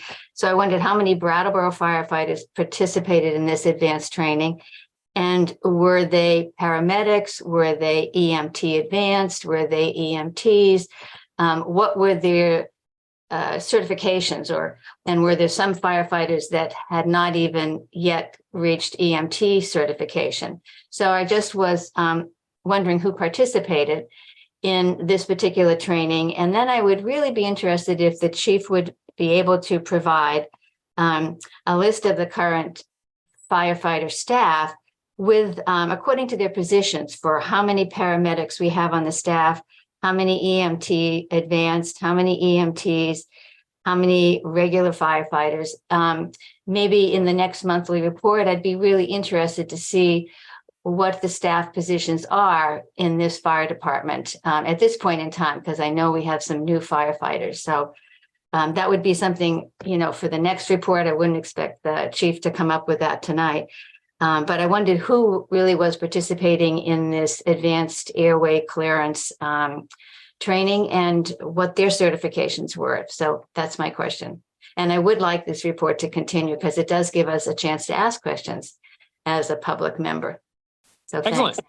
Thank you very much, Judy. Okay, so how many firefighters participated in the training? And then I think to sort of address that second question about, can we just have in the next monthly report, if we're, I guess we have to decide if we're doing one or not, but if we do, then can we include information about sort of the breakdown of how many of each if you can't present it right now? Sure. As far as the training, we had 12 of our staff members and 2 of Golden Crosses. 2 of our members were paramedics. There was AMTs and EMTs there. As far as how many people we have on staff, we have 2 paramedics on the fire department staff, and I believe 5 to 6 advanced EMTs, and then the rest are EMTs. Currently, of the three of our staff are currently a little over halfway through a paramedic program, and hopefully by October or November, they'll be finishing their clinical and ride time, and once they take their national test, they'll be on board as paramedics. So I can get you an exact number of staff, but yeah, that's the snapshot. Yep. Okay, great. Thank you very much, Chief. Okay, Dora? Yes. Dora Bubalis, Brattleboro. I'm going to agree with Dick and Judy about the fact that, and I'm going to say that the EMS stuff is probably going to be on the agenda at least once a month for the next couple of months. So they're going to be here anyway. So there's no reason why you can't have them give the report. But if you do decide not to do it, let's just make sure that the information is available in an easy to way find. The website is terrible. You can't access the backup materials. They're not in a format that works well on a phone. So people can't really get it that way. So if we're going to do that, we need to make sure that the information is in some place other than the interwebs. And that's all I'm going to say. Great. Thank you, Dora. No more hands on Zoom. Anybody else in the room? Seeing none. Okay, so board, we've got a motion, and it could be modified to sort of capture additional direction. I think probably modifying, just based on the small amount of people that we've seen here tonight express their interest in seeing this on a monthly basis. And I think Dora makes a point that they're going to be here, that we continue with this format. So it does not need to be modified to do that. Okay. Currently, the direction is to continue to do these monthly. So more would be to modify if we wanted to change what's happening. So if there isn't any motion to modify, then is there any additional discussion on the motion that stands, which is simply to accept the monthly EMS update as presented? I'm in favor of the motion as presented. Excellent. Thank you very much, Franz. All those in favor? Aye. Aye. It's going to carry 5-0. Thank you, gentlemen, very much for the presentation. So I think we'll take a little early break before we get into the next item, and we'll come back right around 8 o'clock. So thank you very much. It is 8:02. We're going to reconvene the Brattleboro Selectboard meeting, and we're going to move on to new business agenda item 9C, which is the Fire-EMS transition discussion. So, board, this is a multi-part discussion, and what I'd like to do is kind of tackle it one piece at a time, just for simplicity, and so we can get questions on items when they're still relevant to the discussion. So the three parts are first a bit of a discussion on engagement improvements for the project website, the project email, and the podcast. And we're going to hear about that from John. And then we're going to review the draft requests for information, the RFI, for potential third-party EMS contractors. And finally, we're going to see a presentation from Patrick on the initial analysis of potential revenues if we were to go down the municipal EMS approach. So just a reminder to the public, we're basically on a dual track here. We're looking at both Fire-EMS Municipal and then EMS third-party contract. Third-party contract could have a couple of different variables and could look a couple different ways. We're at the beginning of requesting information on determining what that could look like. So tonight we're looking at sort of the first step down both of those tracks as we move towards September. And just to remind everybody, I believe last meeting we approved a calendar schedule for this process, which shows every sort of step that we're going to go along the way, all the way to September. And so this was on the calendar, and the next steps we'll talk about a bit, but are all laid out in that. And I believe that calendar is on the website. Yes, it is. Yep. And so with that, I'm going to pass it over to John to talk about CI, which is engagement improvements. Okay, thank you, Ian. So the first thing that we wanted to talk about tonight and mention was that we have been continuing to try to make enhancements to our engagement approach on this project, because we keep hearing about how do people interact and engage and contribute thoughts that they're having, or responses or reactions to the information that the staff is putting together for the select board.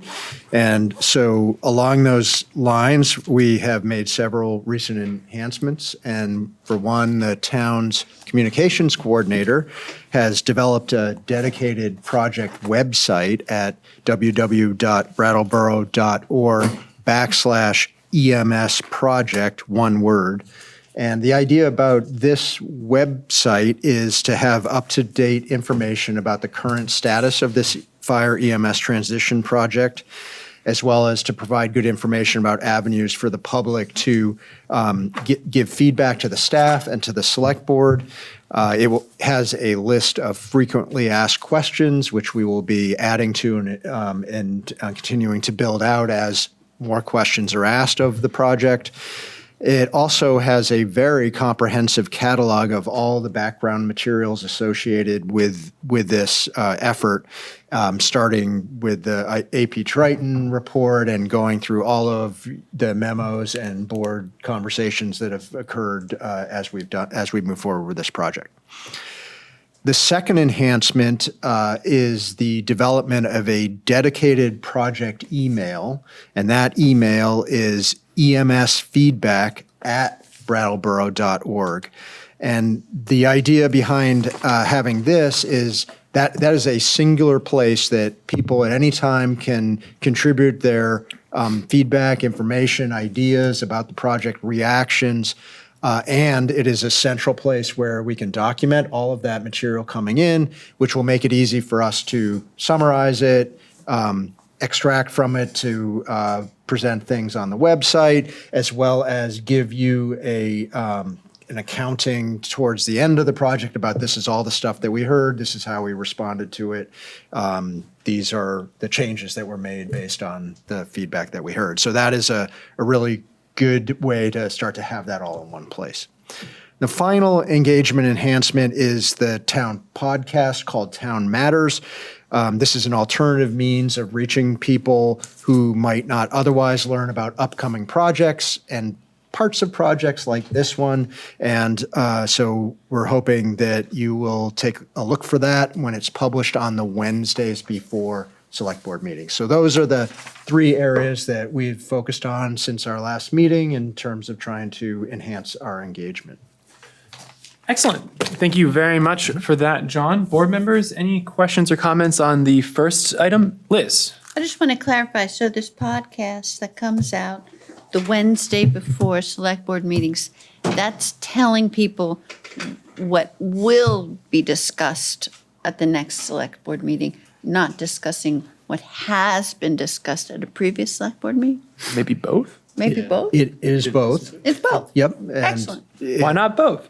Why not both? Yes. So the Thank you very idea, much. the idea is to summarize what happened at the previous board meeting and then glance ahead at what's coming up. And I guess I just wanted to clarify further, what is it called? Town Matters. So Town Matters, sorry, it's a great name.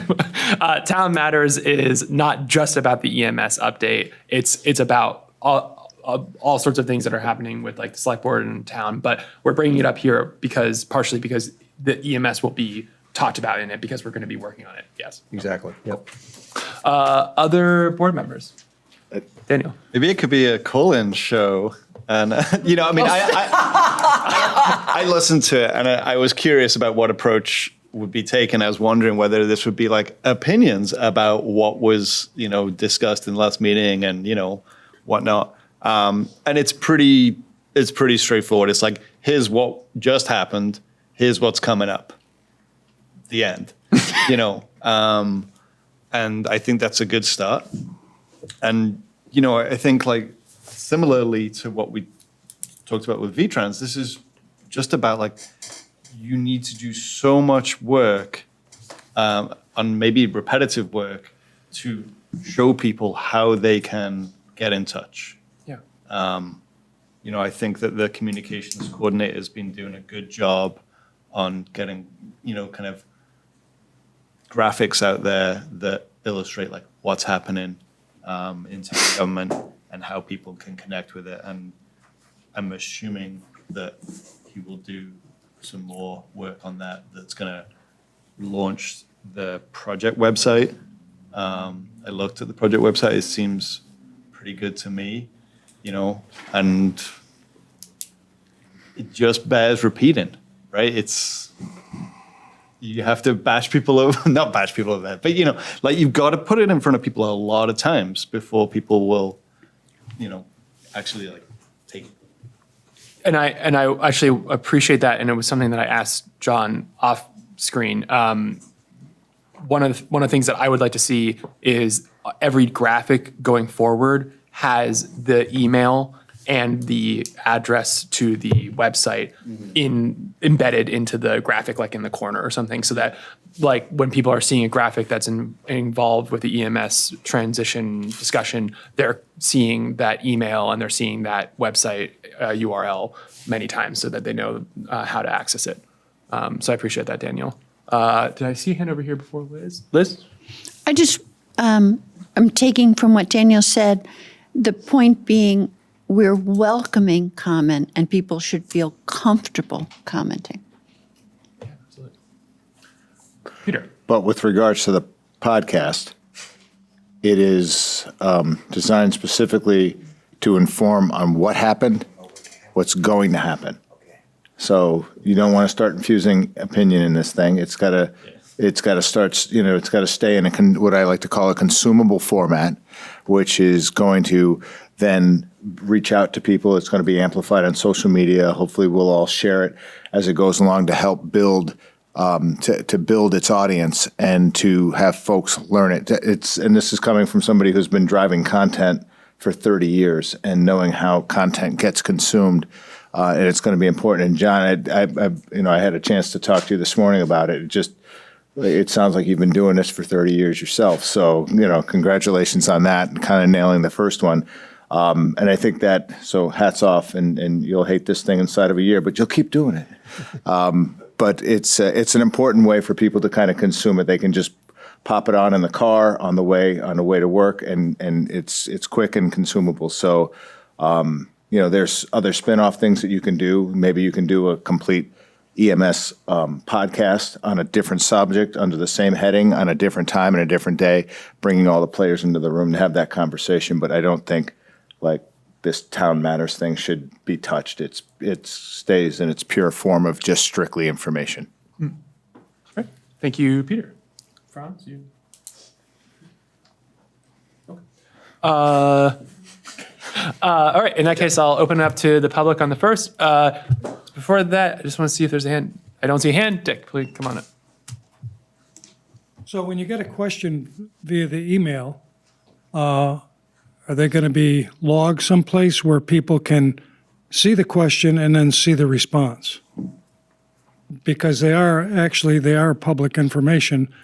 And just like when I'm sitting here tonight, there was a couple of questions that I was going to ask, but you people asked them, so there was no point in me wasting your time. So this would be great to see who's asking what and what the response is, so redundancy we don't see. Great. Thank you, Dick. Yeah, I think that's, I think you started to touch on it. Yeah, how are we going to use the information? Because it's not only questions that are going to come from the email. Yeah. Yeah, it'll also be opinions, I'm sure, and, just people's thoughts on one approach versus another, which is great. And so I think somehow summarizing them, because I'm not sure if everyone's going to want to read through everything, but we can also just make everything available too. It's not that big a deal. Yeah, I see Daniel's hand. I think the only thing that I would want to make sure is if we're going to consider just publishing everything at some point that comes to the email, that we make it really clear to people that we could do that before they emailed us. Yeah. I mean, I think because it's highly likely that we'll get 6 or 10 of the same comments. That's why we were leaning towards doing it as a frequently asked question thing, so that, you don't have to necessarily wade through pages and pages of information, but more have it be, we'll take all the main points and all the main questions, and we'll make those part of that frequently asked questions. But That's we're a good certainly idea. open to do it any other way that you want. I like the frequently asked questions. Daniel? I was going to ask about what John just spoke about, and so I think that is the better approach, because there are going to be themes in questions, right? We don't need to have the exact language for every single question. There will be themes, because they're questions that people in the community have. And just like earlier when Judy asked about who attended this training, what's the certification level of our current firefighters? That's information that people are happy to know, and we're happy to provide. Yeah, absolutely. See, Dora? Yep.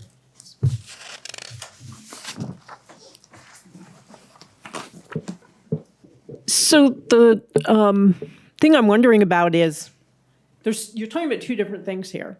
You're talking about logging all of the information that comes in and having that documented somewhere, and then how you're going to use it. And you're talking about the public piece in which you inform the public about things that have come up. And those are two different things. There needs to be a place where all of the questions and comments and opinions are coming in on this, and it's documented, and it's getting collated somewhere. It shouldn't get lost in the netherworld. I also want to say that anything that comes that's sent to the select board is already public, and everyone should know that. If it gets sent to the select board, it is public. It gets sent to the town manager, that's another thing. So I think sort of figuring out how to standardize those responses, and people should know that it's you don't have to use names, but questions can come up and it needs to be documented somewhere. I have one thought about the idea of the podcast, and that is that can enter into dangerous territory in which all you're doing is putting out everything in a positive light the way you want it to be presented. And so if it's going to be information that's put out there, then it has to be facts and, figures, and it has to be positives and negatives. I don't know how you do that, but, the concern would be to start doing the groupthink from 1984. We don't want that to happen. Great. Thank you very much, Dora. I'm going to let John respond first, but then I know you have a response as well. Yeah, I mean, at least starting out, we're really trying to keep it simple and really just the facts as much as possible. Just like you might read the agenda for the meeting, and there would have to be some interpretation of what you did here at this meeting. But generally, I was trying to be like, well, they voted on this motion 5-0. That kind of really basic, simple information. It's not really trying to do anything other than just inform people in a different way. Peter? Yeah. Dora, have you listened to the podcast? I have not yet. Okay. I've heard about it. All right. Good. Glad to hear you heard about it. It's good that you heard about That's it. step one. And I know that we live in a culture that hijacks narratives a lot and presents things, but the first one that I heard with John, really, there's no way to interpret that. It's like you were reading it on a page on how it happened, and I think that's the idea of this podcast, is to give people another way to consume what's happening in their town government. Here's what's happened. Here's what's coming up. A really good example of this podcast was the first reading of the cemetery ordinance took place here. We're going to be voting this in, and if somebody had something to say, they would be motivated to go, oh, I had no idea. I will come and I will weigh in on this tonight because I had no idea there were 2 readings. I'm not even sure what that is, but I'm going to go to a select board meeting. I'm going to find out. So that is the kind of traction we're hoping to get with the community with this tool. And I appreciate that point, Peter. And I think it's also just important to note that it's not a select board podcast. It's John Town Manager podcast. So like we're not involved in it at all. And it's not, because you're totally right. Like we could be wanting to spin stuff because we're making decisions and we want people to like us. Well, some of us do probably. I'm kind of decidedly know where I'm at. So, but I think the point is that John can sort of just present the information very matter-of-factly because that's part of his job, is both knowing what happened so that he can act on them and then knowing what's coming up. So, I think it would be a very different discussion. Should it be like a select board thing? But it's not.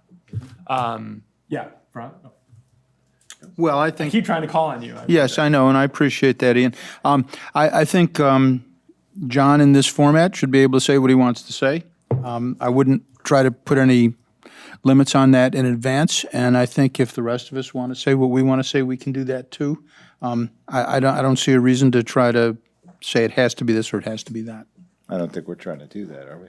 Well, it was sort of the thrust of Dora's comment that there should be a limit like that, and I'm saying I don't see the need for that limit.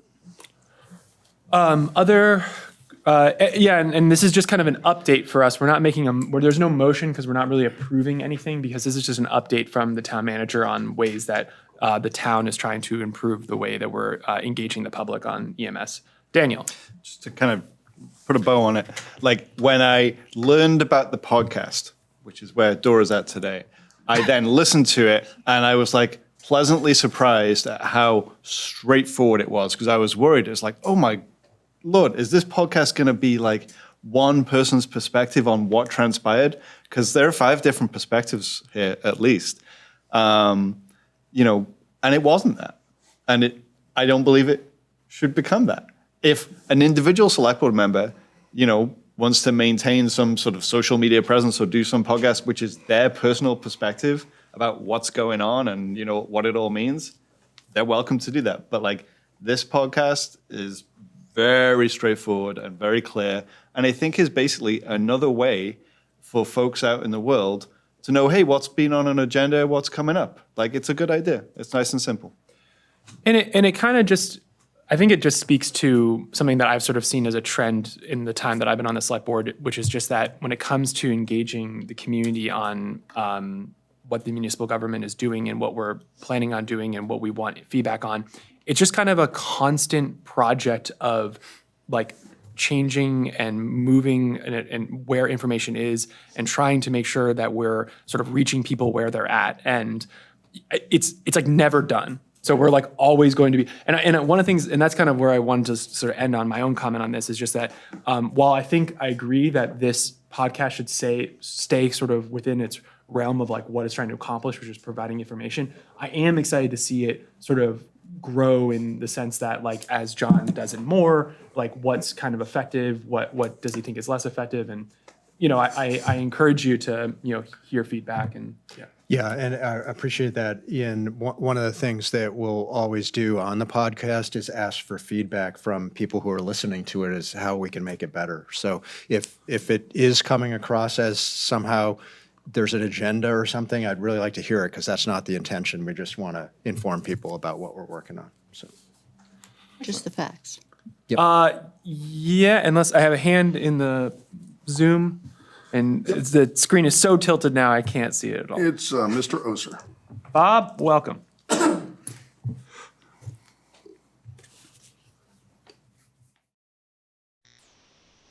Hello. I think you can see me and hear me. Yes, absolutely. So first of all, I did listen to the podcast, and I would give 2 thumbs up. And a very good podcast. I think it was very concise. I think it told you all the facts to know. So that's a good thing. I guess my next question is, and this is sort of who remembers Marshall McLuhan? It's sort of a Marshall McLuhan moment. The medium is the message, right? France remembers.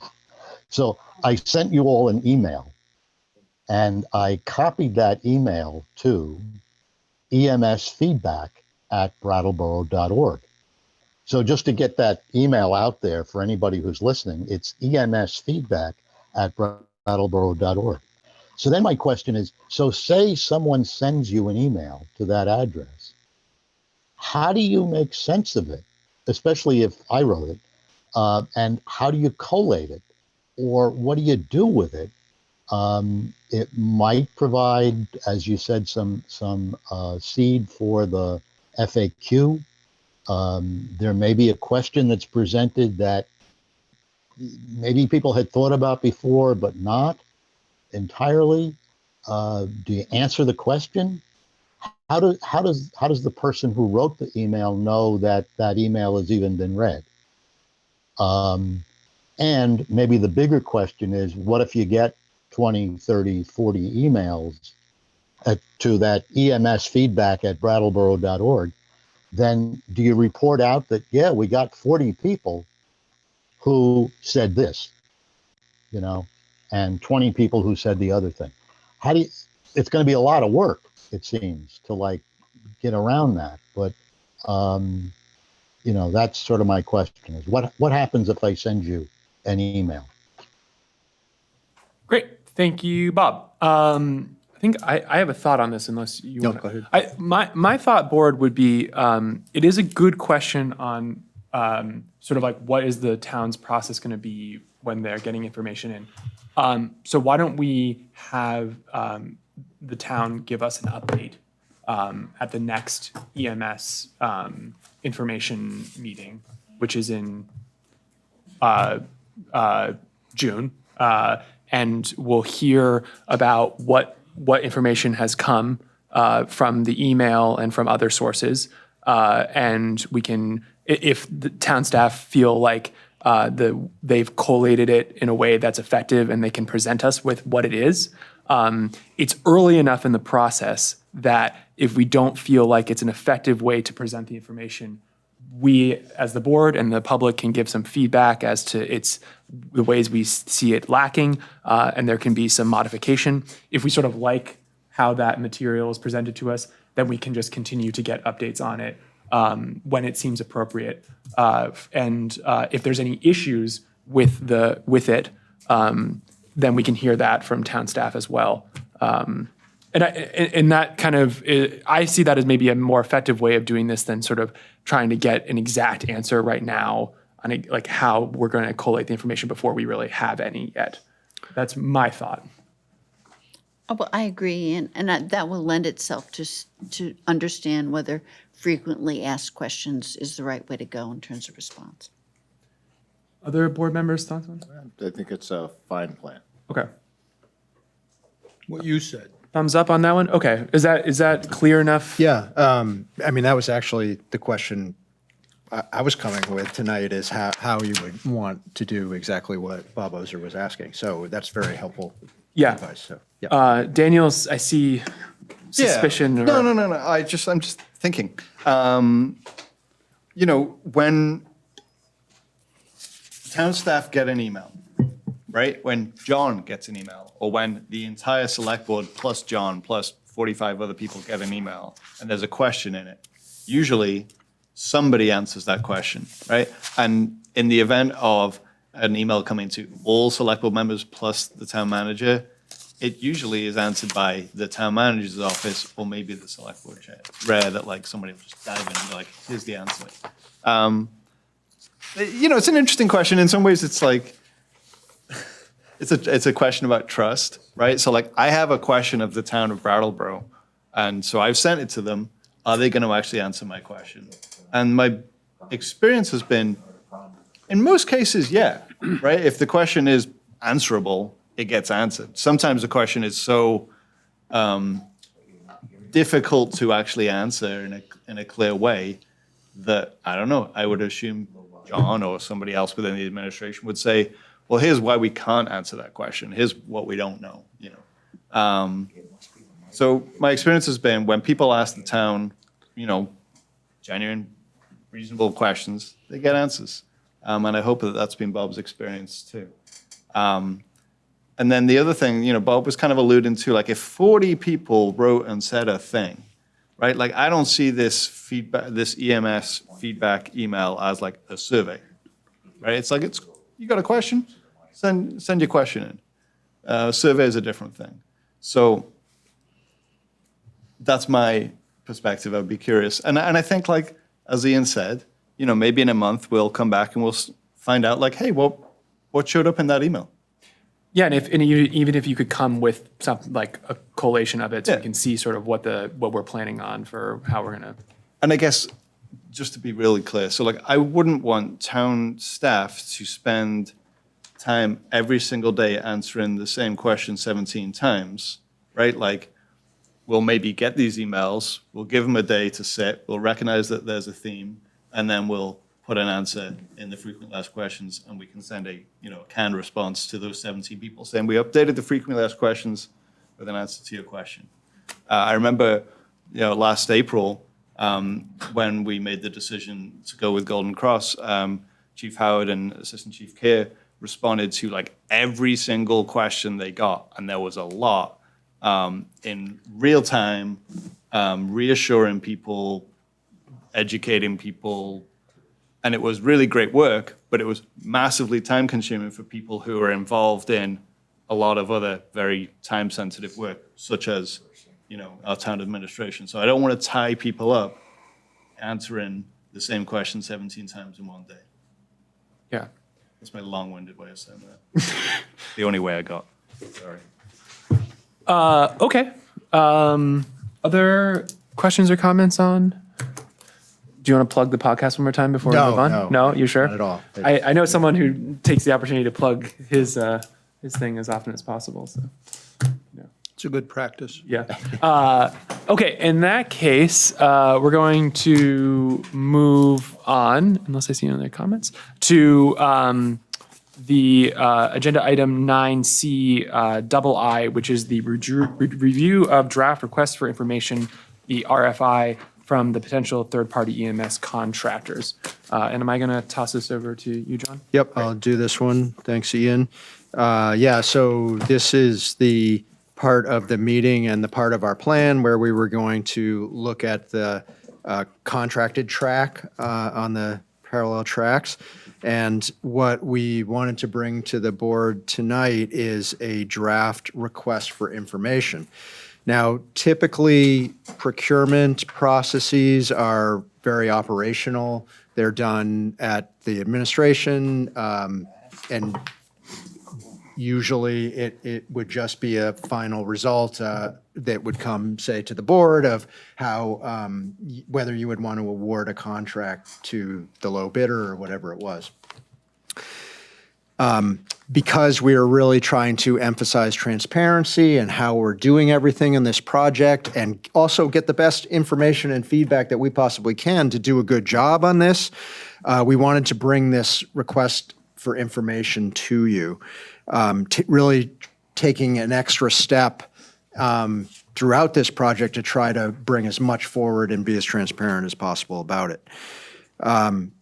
So what I'm getting at is, for example, we could have just put together an RFP, a request for proposals as staff with it being based on information from the AP Triton report, from the data we've put together from Golden Cross and our own internal data collections, and simply presented that as a list of requirements around things like standards and customer service and everything else, put that into a solicitation, advertised it to the world, and sat back and waited to see if any contractors would be interested in participating in this. But we decided instead that we would like to bring this request for information idea forward as a way to, one, to sort of gauge the level of interest that may be or may not be out there from providers, but also to inform the crafting of that request for proposal in a way that we think would be more effective and more receptive by potential providers. So an RFI, which I'll kind of start referring to it as that from now on, but an RFI is a really versatile solicitation method that is used to gather general information about services that may or may not be available in the market. And it's something it's not binding at all on either the purchaser, the town, or to any potential supplier. There's nothing binding in an RFI. It's just a way to do research. It's also a very open and transparent way to do that research. So instead of, many times with procurement, a buyer may pick up the phone or go have a closed-door meeting with a potential vendor and work out all sorts of things that they probably shouldn't do. We don't do that in the public sector. What we do is we go out and we ask for information in a very fair, open, transparent way, and that's what this RFI is all about. And the reason for doing that is to not provide any unfair advantage to any potential provider, and also to hopefully get the best information that we can to put together an RFP.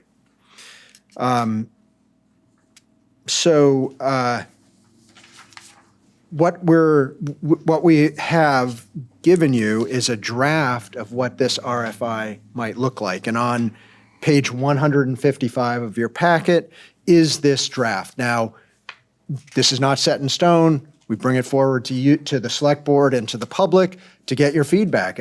Should we be asking different questions? Should we be exploring these ideas in a different way? That would be very helpful feedback to get tonight. The way we have it structured right now, potential vendors can have input into how the RFP is structured, what criteria it will be evaluated on, as well as information that may be required in the RFP solicitation regarding things like standards, business models, and necessary assets that we might require. Our plan would be, after we get feedback and make any revisions, to have this RFI be available publicly on June 1st. That's what we have in our plan that you've approved, with them due back to the town by 4 p.m. on June 30th. So really giving potential vendors a lot of time to think this through, to help us craft something that would be meaningful to them, and also would be, something that would be advantageous to all parties. Our intention has been to not make participation in the RFI mandatory for participation in the RFP. So if nobody submits any response on this RFI, well, then we could still proceed with the RFP process, or if there's little or no interest, the select board may want to revisit that when we bring you the non-results to the meeting in July. So that would be kind of your option moving forward. And that would be more of like a decision around where do you want to put further investment. But hopefully we will have multiple parties interested in exploring this idea. We know there are some very strong potential candidates nearby in the region, but we will use a solicitation plan that's described in your memo, which will reach out to neighboring states and a long list of EMS providers that we've become aware of through EMS associations. That's pretty much a summary of where we're at with this. We would love to get your feedback and ideas on how to make this better. Great. Thank you very much, John, for the presentation on the RFI. Board members, questions, comments? I see Daniel. Thanks. Okay, so I'm looking at the RFI itself. First page, that's sort of page 155. Yep. Whatever we want to call that page, the memo, summary, whatever, overview. Cover and then page, maybe? yeah, that's the right idea. Thank you. And then the second page is the nuts and bolts, right? It's the actual questions. Yeah. The request for information, right? We're getting some information from folks. So I want to go all the way down to number 15. It says, what additional specifications, requirements, or evaluation criteria would you suggest that the town, it doesn't say that, the town include in a request for proposals? And so we're asking organizations who wish to respond and potentially bid on this contract to inform what our RFP looks like. Is that appropriate? And if so, can you tell me why it is? Yes. Please, John. Yeah. Yes, it's absolutely appropriate. It's done frequently in public procurement. It's not, as I said before, it's not binding. Nobody has to do this. If somebody should choose to do that, we would take that into consideration, and it's certainly not binding on the town either. We can choose to look at what one provider suggests or another provider suggests, or, three of them want to do a certain way and two of them want to do a different way. Those are all things that would be taken into consideration. So, for example, we didn't put a requirement in the RFP that we could see that some providers might not submit a proposal. Had we known that, then we wouldn't have written the RFP that way. So it's just trying to avoid that, to get out ahead of that kind of complication that occur in an RFP process. Other board members? Well, I'd sort of like to address that same question because I've heard the question from others. You're asking the people who have an interest in the outcome of this process to help mold the process. And therefore, they would have an opportunity to do something that was in their own self-interest and not in the interest of the town, or something even outright dishonest, or who knows. But you're giving too much power to the entities that you're trying to reach this contract with, and I think that's there's some theoretical truth to that, but I think it's really more theoretical than real because of the things that John just mentioned. Of it's you're asking for information, you're looking for opinions, and in this particular setting, we'd be asking people who have a lot of experience doing this to tell us what they think is important about what they do.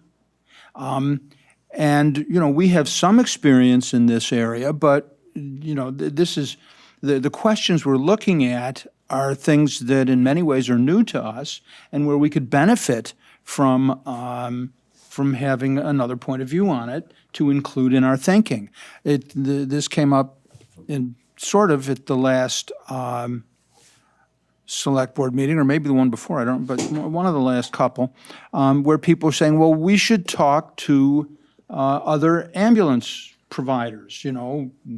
I remember the name Middlebury coming up, that, well, why don't we talk to them and see what they think we should do under these circumstances, which is really the same kind of suggestion, especially if we think, well, maybe Middlebury would want to bid on this, which I have no idea if they would or not. But as soon as you go to another organization for this type of information, yes, there's some risk that they might try to manipulate the process, but I think that's outweighed by the benefit of hearing from people who have important information and are willing to share it with us to help us think in productive ways.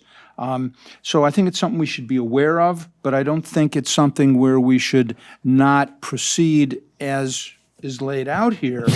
I think the extent to which there's the potential for misinformation can be mitigated satisfactorily, and that we'll end up with a better product, not a worse product, by doing this. Great. Thank you, Franz. Other board members? Liz? I just want to mention that it is commonly done, and this process is often called a request for qualifications, where a firm would present their qualifications and present how they're specifically poised to do good work for the town. And that leads to the fact that they may have some insight that's helpful to the town of Brattleboro. And this is all in an open process, so Brattleboro can accept that information, take it or leave it, make it, in any way, shape, or form part of the RFP or not. And it's commonly done, and this process is so open and above board that I'm not concerned. Other board members? John? Yeah, I was just going to maybe tag on to that just so that everybody knows, our intention was to bring back all of the RFI responses to you and to the public, so you'll be able to help us make a determination whether there's manipulation going on or not. I really don't see that as a problem either. It's just an opportunity, really, for somebody to weigh in on their thoughts on this. So. Great. At the risk of taking a little more time, I'll say that an example of, I think, which a little simpler example maybe, is that at the Brattleboro Tennis Club, we want to repave our parking area. Well, I can attest with certainty that the president of the Brattleboro Tennis Club knows nothing about paving. And therefore, to embark on an RFP to tell people, here's what we want you to do to our parking area, was not possible. So instead, we got 4 different paving contractors to come in, look at our parking area, and tell us what they would recommend that we do. And so we took that information and we decided what made sense to us, that, we wanted to do this much, but not that much, and we wrote that up as our RFP. But we would not have been able to put together any kind of meaningful RFP without going to those paving contractors and saying, what do you think we ought to do with this? So this is somewhat similar to that, and I think it's a good idea. Thank God you're president of that tennis club. Daniel? Not for long. Seems like we've exhausted number 15. Yes. Thank you. Okay. Can we move on to numbers 9 and 10? Yes. Okay, so number 9 said, would your organization be interested in a service contract that included a revenue sharing arrangement? So help me understand that. This is going to a contractor, right? So a contractor provides ambulance services. What could revenue sharing look like with somebody that's running those services?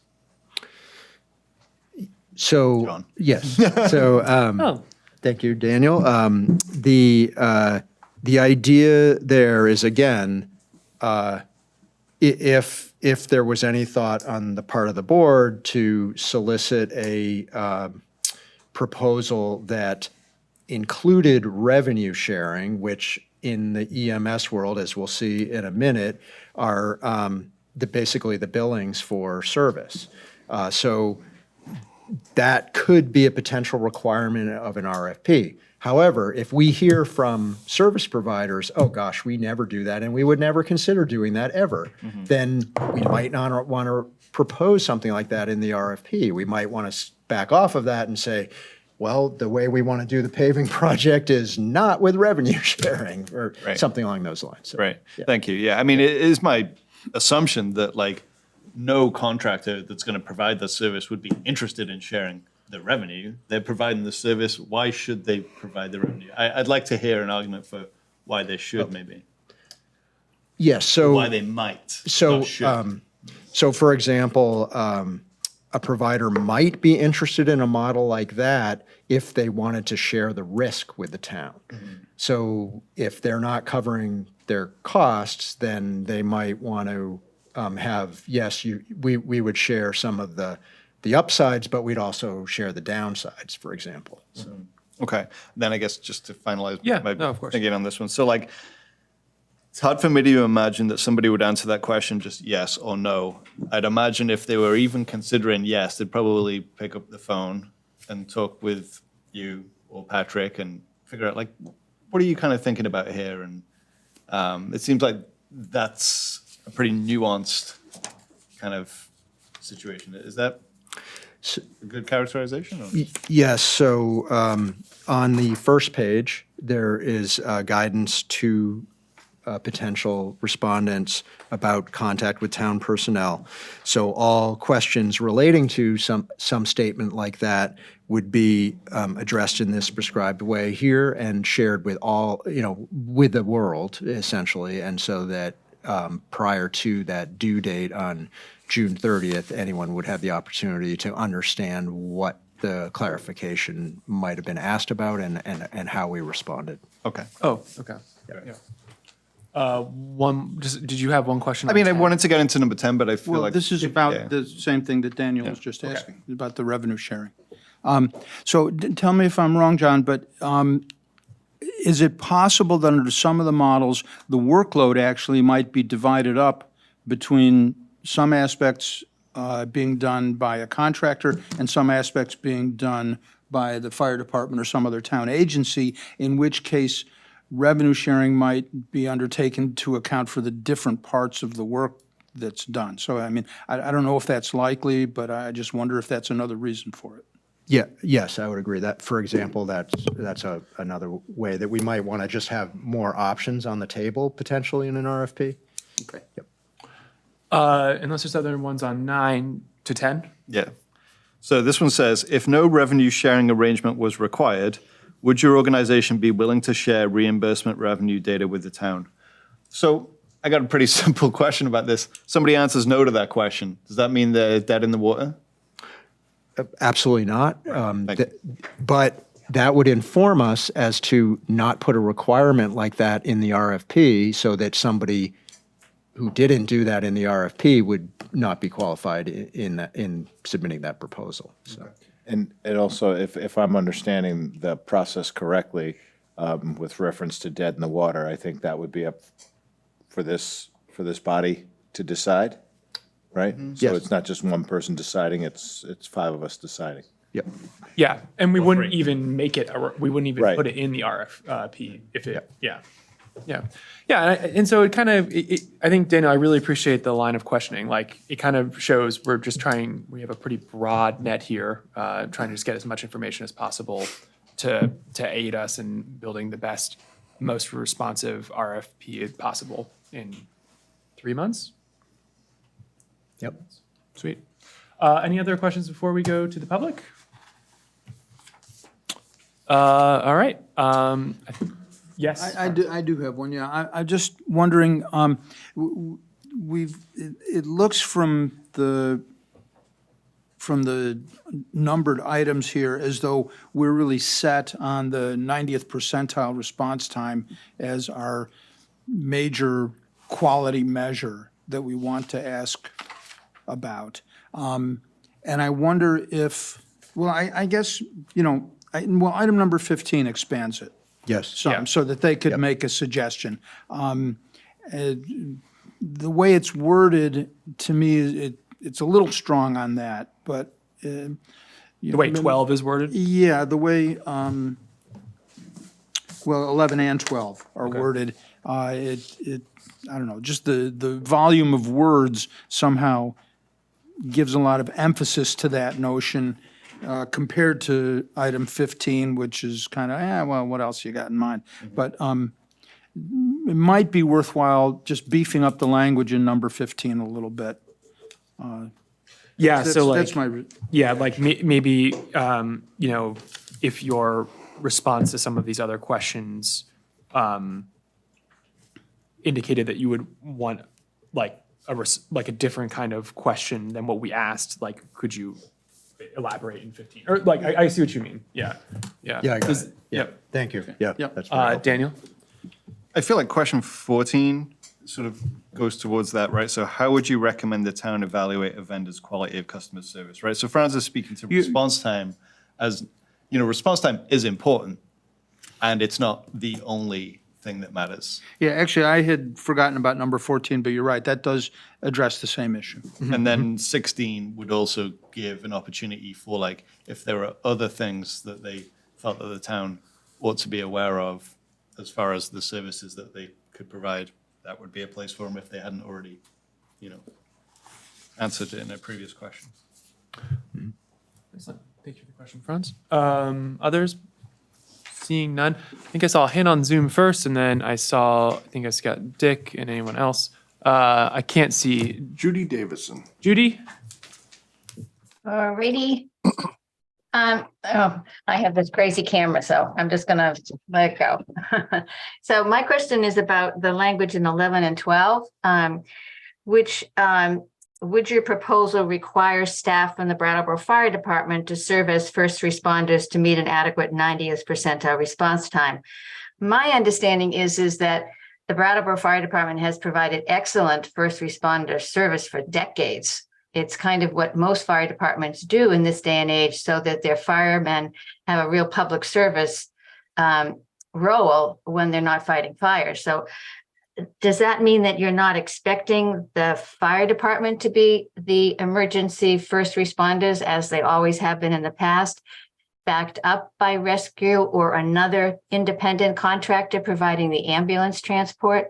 So I was just confused by that because I make an assumption that if there were an independent contractor, the BFD would continue to do their great job being first responders as they always have in the past. So does that 90th percentile relate to the BFD being first responders, or is that a requirement for the ambulance transport independent contract to be on the scene? Thank you very much, Judy, for the question. I'm going to take the first go at it because I just really like when you said, are we going to assume? And I think like that really captures one element of this is that basically we want to go into the RFP process without assuming really too much. We want to get a lot of information and not go off any assumptions. This whole process, the multi-track thing, looking at EMS, it's an opportunity for us to really look at all of the models like from the ground up for like with fresh eyes. And so I totally agree with you, Judy, that the fire department has been providing that incredible service for years and years. And so, but we're asking these questions because we don't want to assume. We don't want to assume that every provider is going to want exactly the same structure that we had under rescue or with Golden Cross. And we want to hear from them about what they are looking for instead of just sort of assuming that we're doing a particular model. And now I'm going to stop and look to John and see what. Yep, no, that's absolutely great answer. Yeah. Okay.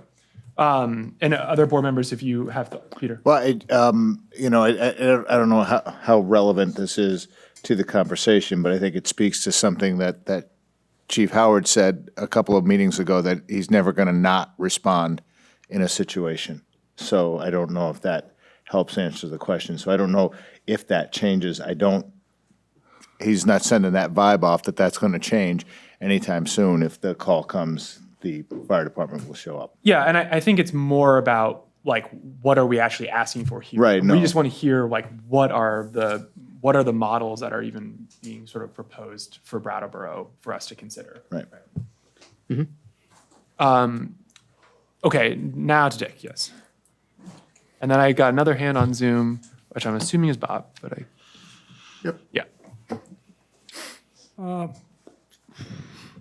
We're using extrapolated data from this year and saying we're estimating that we're going to do 3,000 calls this year. and roughly what, 2,100 transports. Dick's reading from page 155, Right, paragraph. excuse me, 155 of 209. Do we have any, what I'm concerned about is data just from this year. And do we have any data that we could get from last year? At least we could through dispatch the number of calls, correct? Do you have that number of how many calls there were last year? We can get that. And I think that would be important to have because, you know, what if last year there was only 2,700 calls?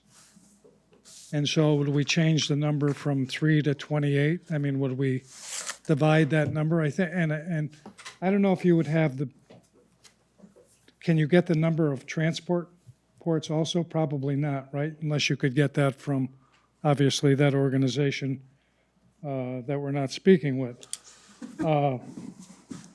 Which would be good, good information to have, because we're making an assumption that, okay, this is going to be my average. I hit the ball 300 yards last year, but I'm hitting it about $1.25 this year, so that's not a good way to do business, right? And then I appreciate Daniel's questions about actually number 14. And again, that's on page 156, of what kind of evaluation process are we going to use? And given probably the difficulty of if we decide to go with actually the system we're using this year, and that evaluation process, and if we have to terminate that contractor that's working with us because they had poor customer service and they didn't do X or Y, is going to put us in a very difficult position. So I definitely think we need to be thinking about that process and how this evaluation process, we're going to measure who's going to be our partner, if in fact that's the case that you decide to do that. So that's a concern I have. But it would be nice to at least find out if we had more than 3,000 calls last year or less. Would be really great if we got the other number also. Mhm. Thank you. Thank you very much, Dick. And I think the other way to address it as well would be in paragraph 3 of page 155. If we put a little qualifier there that this information is based off of 1 year of data that we acquired based on our contract with a third-party ambulance provider. So that, because I think that the point's well taken, and if we qualify it so that they know that, I think that people who are going to be responding are very knowledgeable, so they'll be able to sort of understand that. That said, I think if we can get at least the total number from the year prior, I would actually like just to put both numbers in. So not do a middle, just do now we just giving as much data as possible in this for consideration. Yeah. Okay, I think Dora, did I see your hand? Oh, actually, no, I'm sorry. Bob's next. Yes. Oh, actually, sorry. Daniel first? Yeah, I just want to respond to what Dick was saying about the previous year's figures. So like in the Triton report on pages 25, 26, 27, it does speak to multiple years worth of service demand. I don't see like hard numbers for like a 12-month period. It's more like, percentages and that kind of thing. But I'm assuming that we have it because, we had that dispatch data in the past. Yeah. And I think it's also worth noting that because of the pandemic, we've seen outlier years in the last few years, sometimes smaller, and, so somewhere in between is probably going to be about right. Now I'm going to be quiet. Yeah. Okay. Any other word on that before going over to Bob?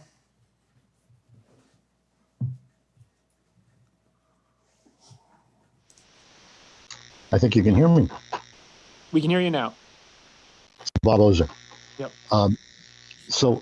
Just three quick comments then. We're talking about the RFI as opposed to the RFP. And was said that that was a pretty commonly accepted idea.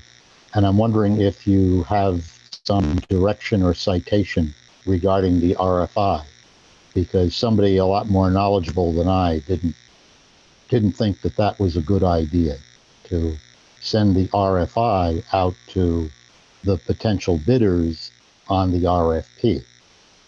I did understand your explanation of it, but I would ask if you have a citation where that's been used.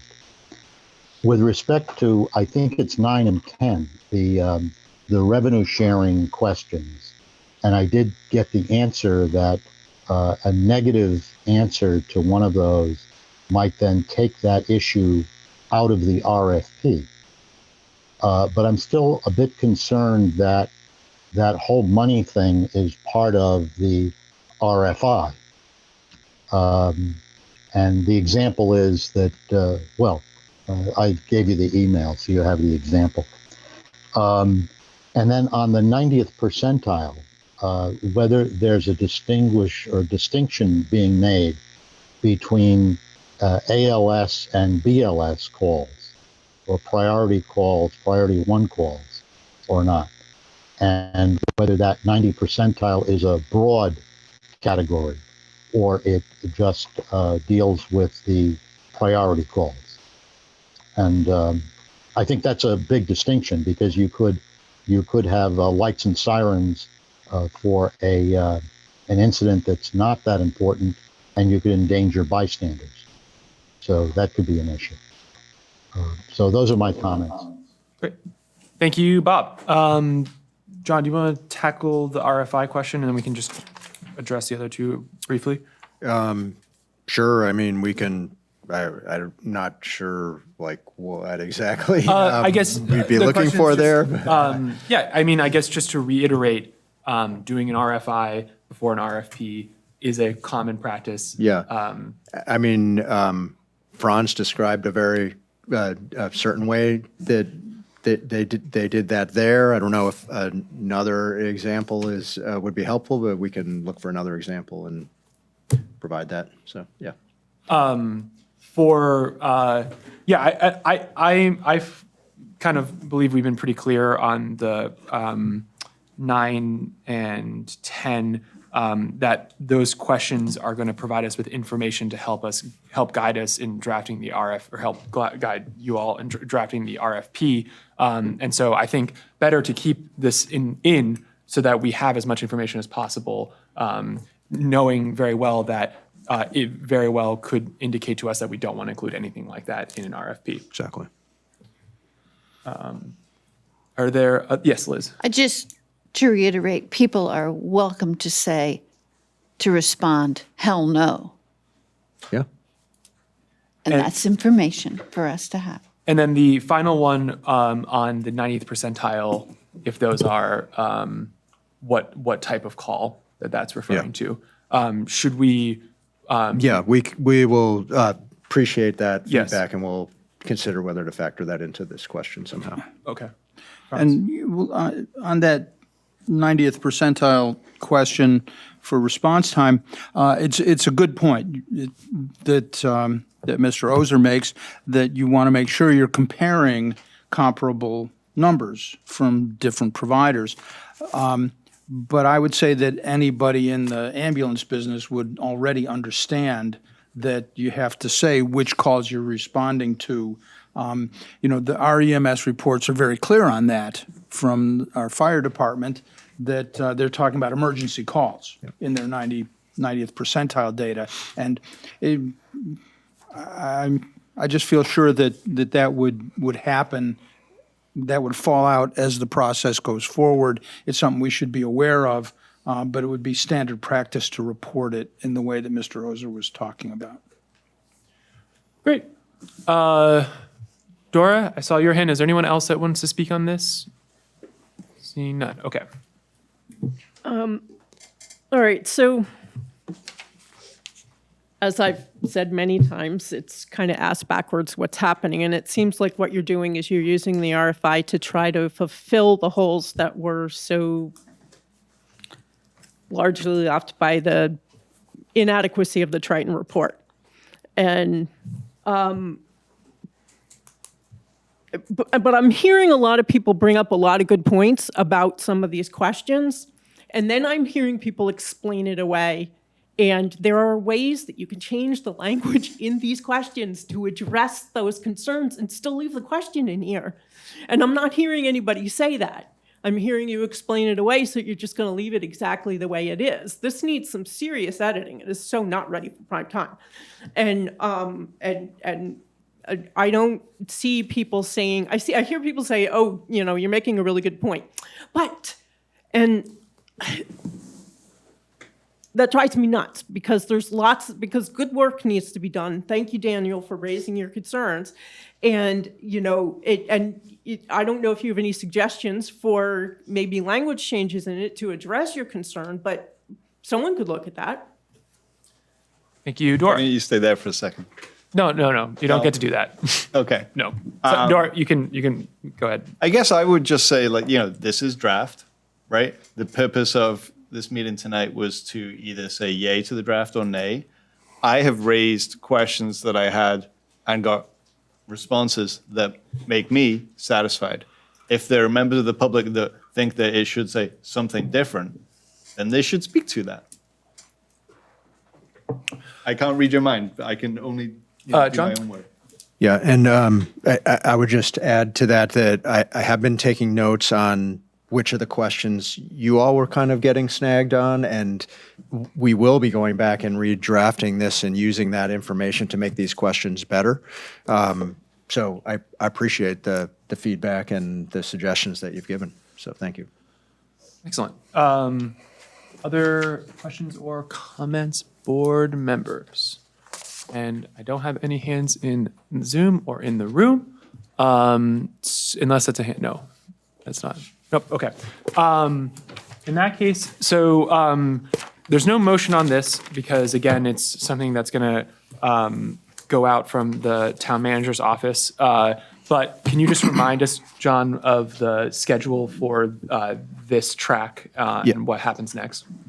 What happens next on this track? So we will be publishing an RFI on June 1st. That is the plan. Those will be due back. All the RFI responses will be due back on June 30th. And then we will be compiling those and bringing them to your first meeting in July, which I believe may be July 11th. And, the second meeting in July is when we will bring those back to you, and we'll go through what information we received, and also at that time talk about how we are taking any feedback that we got from the RFI and incorporating that into a draft RFP so that you can let us know whether you think we got that right or how you might want to change it. And again, what is typically normally just an operational process of the administration. We're trying to do this as openly as possible and get as much feedback and make sure we're doing the right thing here. So absolutely. Yep. Okay. Thank you. Second meeting of July is the 18th. The 18th. Great. Thank you, Liz. Okay, excellent. Thank you very much, John, for that. Yep. So we're going to move on to new business agenda item 9C III, which is the initial analysis of potential revenues with municipal EMS approach. So for those following along at home, we have been on one track and we're going to shift over to the other track. And now we're going to talk about sort of the first step in consideration of Fire-EMS internally, and that's a discussion of revenue. So I understand that there is a presentation. Yep. And I'm turning it over. Yep, and we'll ask Kim Frost, the finance director, to join us at the table, but Patrick Moreland, the assistant town manager, will be providing us with a presentation on the revenue side of the municipal option. So, yeah. Excellent. Yep. Thank you both for joining us. I will take a stab at walking the board and the public through staff's initial estimate for what we see as potential revenue, reimbursement revenue, to come to the town should the board decide to bring EMS fully in-house into a town department. The presentation takes about 10 minutes. I would ask that you kind of let us work our way through it, save questions to the end. We're going to try and just sort of trickle out the information to show the methodology that we use to produce these numbers, rather than sort of like jump to the end and go straight to the end result. But the place where we start is with what's called the payer mix. And the payer mix is, this is who Brattleboro is as a customer of EMS services, because customers pay for EMS services differently. As you can see, a healthy percentage of Brattleboro as a customer of EMS participates in Medicare. Roughly 41% participates in standard Medicare. Another 10% participate in what's called managed Medicare. And the distinction between those two, sorry about that, sometimes it gets to fluttering. There it is. The difference between those two is participants in a managed Medicare program often have a co-payment or some other out-of-pocket expense that they need to provide. And so based upon our research, it's not reasonable that we would expect to recover 100% of those out-of-pocket costs from each of those managed Medicare clients. So that's been hedged down a little bit, and we can show you where that is a little later. Another 29% of Brattleboro is covered by Medicaid. 13% is covered by private insurance. 4% is private pay or uninsured persons, and another 3% falls into the Veterans Administration or the VA. That is who Brattleboro is as a customer of EMS services. What we're showing here is the payer count. Now, this is based off of the first 6 months of EMS services coming out of the Brattleboro Fire Department with Golden Cross between July 1 of 2022 and December 31st of 2022. We took that 6-month total, which was 1,061, and we doubled it. There are other ways to do that. One of the reasons we did that particular calculation is because it had an even number of cold months and warm months. Admittedly, more years of data would be helpful. But the estimated payer counts are a simple process of taking the total 21-22 and multiplying it by the percentage. So with a total of 21-22 transports per year, 41% of those are Medicare. That's roughly 870 Medicare customers. 13% are private insurance. That's roughly 276. So this is simply taking these payer mix percentages and showing their percentage of the annualized whole. From here, we move on to doing some calculations based on rates. So the recommendation that I think folks will recall from our consultants, AP Triton, was that we establish a rate of $1,400 per transport. There are different ways that this can be done. A lot of communities will do different billing rates for ALS calls versus BLS calls. That's not a requirement. And at this point in time, for this preliminary estimate, we're showing a unified rate of $1,400. If you multiply that in each case times the payer count, 870 instances of $1,400 is going to get you to $1,218,000 and 28, and so on. What this shows you in the bottom right-hand corner is that we would expect to bill roughly $2.9 million each year. This is not what we would expect to collect. This is not anything like what we would expect to collect. but it is a reasonable anticipation of what we might bill out in a year. Next, we'll start to take a look at the process by which we actually would collect revenue. And this depends in many ways on the distinction between an ALS response and a BLS response. I'm sure there's plenty of nuance to the two that the chief or Dr. Reichsman could explain, but in short, an advanced life support is a series of medical interventions for a very serious life-threatening event, whereas basic life support is something more, fell down and broke my leg. I'm sure there's more nuance to it than that, but these are the two ways in which many of the government-run medical programs will reimburse a provider. What we can see when we look at the data that we've collected, both at 12/31 and again at 3/31, is that we are beginning to really hone in. It remains unchanged. About 31% of our calls fall into the ALS category, and 69% of our calls fall into the BLS category. So we then break down those counts by ALS and BLS. For example, with Medicare, we imagine there's going to be 870 transports in a year. But of those, 31% or 268 are going to be ALS transports, while the remainder, 602, are going to be BLS transports, and so on down the page. Now we start to look at what some of the standard government programs reimburse. They reimburse very differently.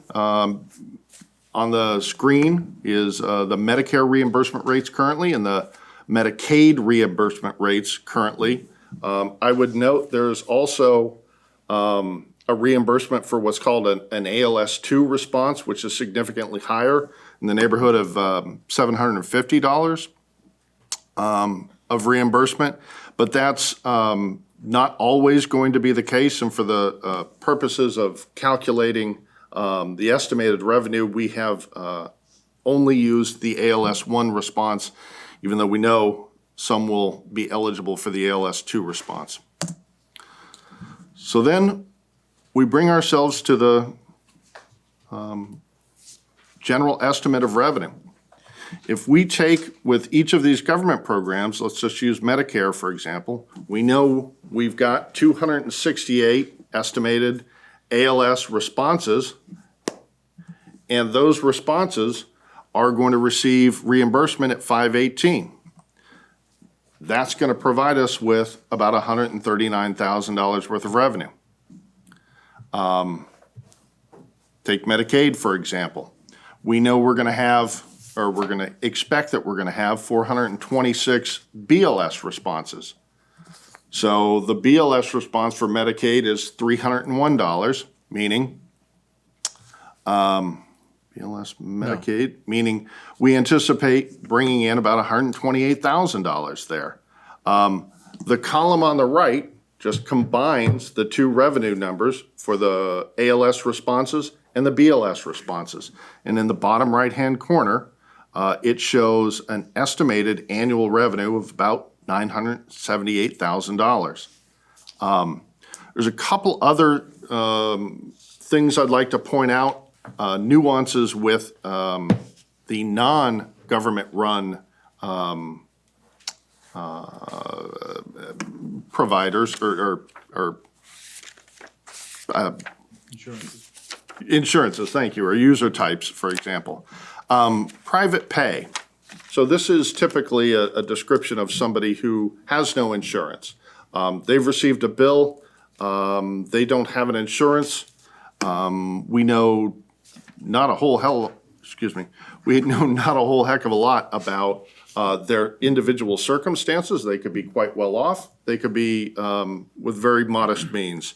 And based on our understanding from our consultant at AP Triton, we should expect to gather no more than 15% of what gets billed out from the universe of uninsured customers. Whereas private insurance is a little different. Private insurance includes folks who may have a workplace health insurance program. These are companies like Blue Cross Blue Shield, MVP, Cigna, and so on. This is where there's a great deal of variability, and the calculations are less formulaic. In Medicare, for example, we know exactly what the Medicare reimbursement rate, and so you can multiply that times the estimated number of transactions to come up with a number. With private insurance, it's a little different. Blue Cross isn't Blue Cross's Blue Cross. Blue Cross has numerous different types of plans, and so we have to be a little bit more statistical in how we estimate revenue from private insurance. Thankfully, it's a small percentage of our total customer base. It's only 13%. We have set, for the purposes of this revenue estimate, our anticipated collection of private insurance customers at 65% of what's billed out. This is a little lower than was recommended by AP Triton. As you may recall in the Triton report, they estimated roughly 80%. We have looked at private pay reimbursement from a variety of different customers. It actually, in many ways, is getting close to 80 in a number of instances, but there's a lot of nuances there. And so in an effort to be conservative, we dropped that collection down to 65% of what gets billed. And so that is our revenue collection. The last slide I'm going to show is just these collection rates on the right-hand side and the bottom line overall total collection rate of about 33%, which is what we are anticipating at this moment. Couple of things before I turn it back to you for questions, comments, etc. As many folks might guess, this presentation came from a spreadsheet, an Excel spreadsheet. I know some people like to dive into Excel and take a look at things and explore data in that way. So on the website that John Potter talked about a few minutes ago, where we're just going to put all the information we collect through this process, we're going to put that spreadsheet up, not just in a static fashion like it is in this PDF, but in a Excel sheet that people can play with, and maybe that could lead to some interesting comments and questions from the EMS feedback email, and certainly we'd appreciate it if somebody can help us to improve upon the calculations that we have performed. Excellent. Thank you very much, Patrick, Kim, for the presentation. So start with the board. Questions, comments for our presenters? I have like a million. I know you've got a billion. Anyone want to get ahead of Daniel? I'll just say that I think it's a very good presentation and really goes step by step through calculations that are reasonable and anticipatable, and gets us to a solid place to start the discussion and consider what the income would be from a system like this if we were to put that into operation. Daniel? Can I just go ahead and ask my questions? Yeah. All right, Patrick, would you mind going back to slide number 1, please? Slide number 1.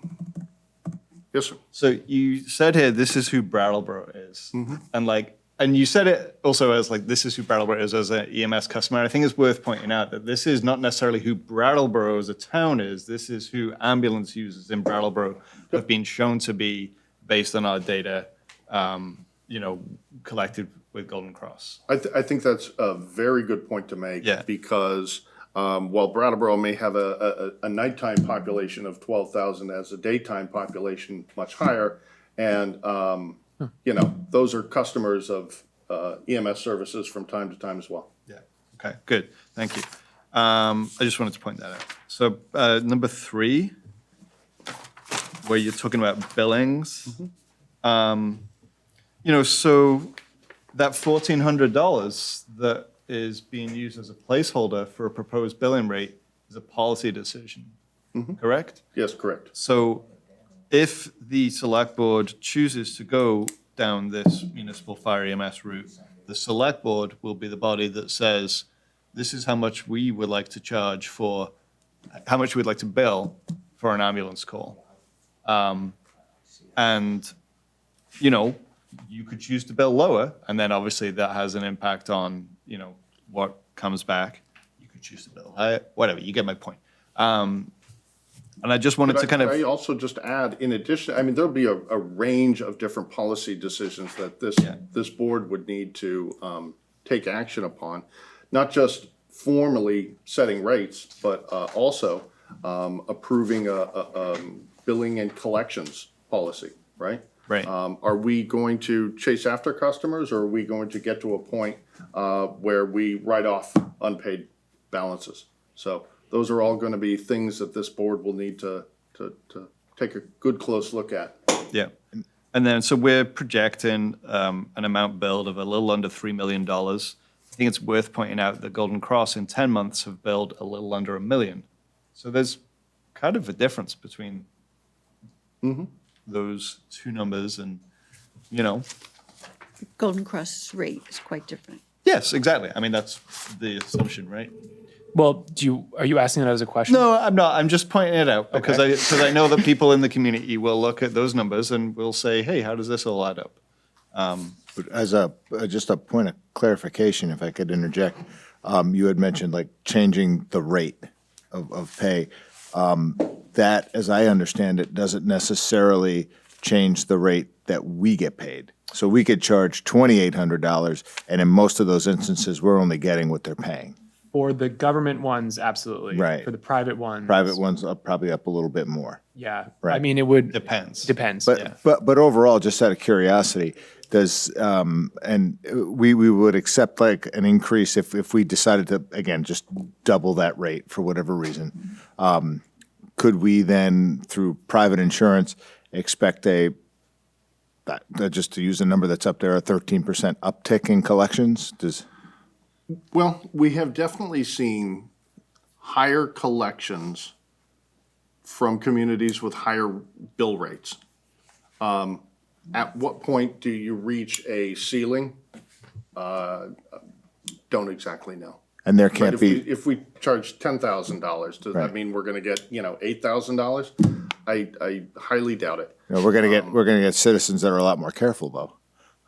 Maybe it's ambulances. I think accidents. Kim is more familiar with the private insurance market, but I would imagine there are going to be some ceilings upon which you can bill all you want, but we're not going to pay anything more than that. I'm sure they have standards. I just have Yeah. one more. To be just- No, and let's let Daniel finish his line. Thank you. Can you go to number 8, please? Yes, sir. And so I just kind of want to point out to the community as well that there's a potential policy decision about ALS and BLS calls, right? Like, so we've used this placeholder of $1,400 applied to both.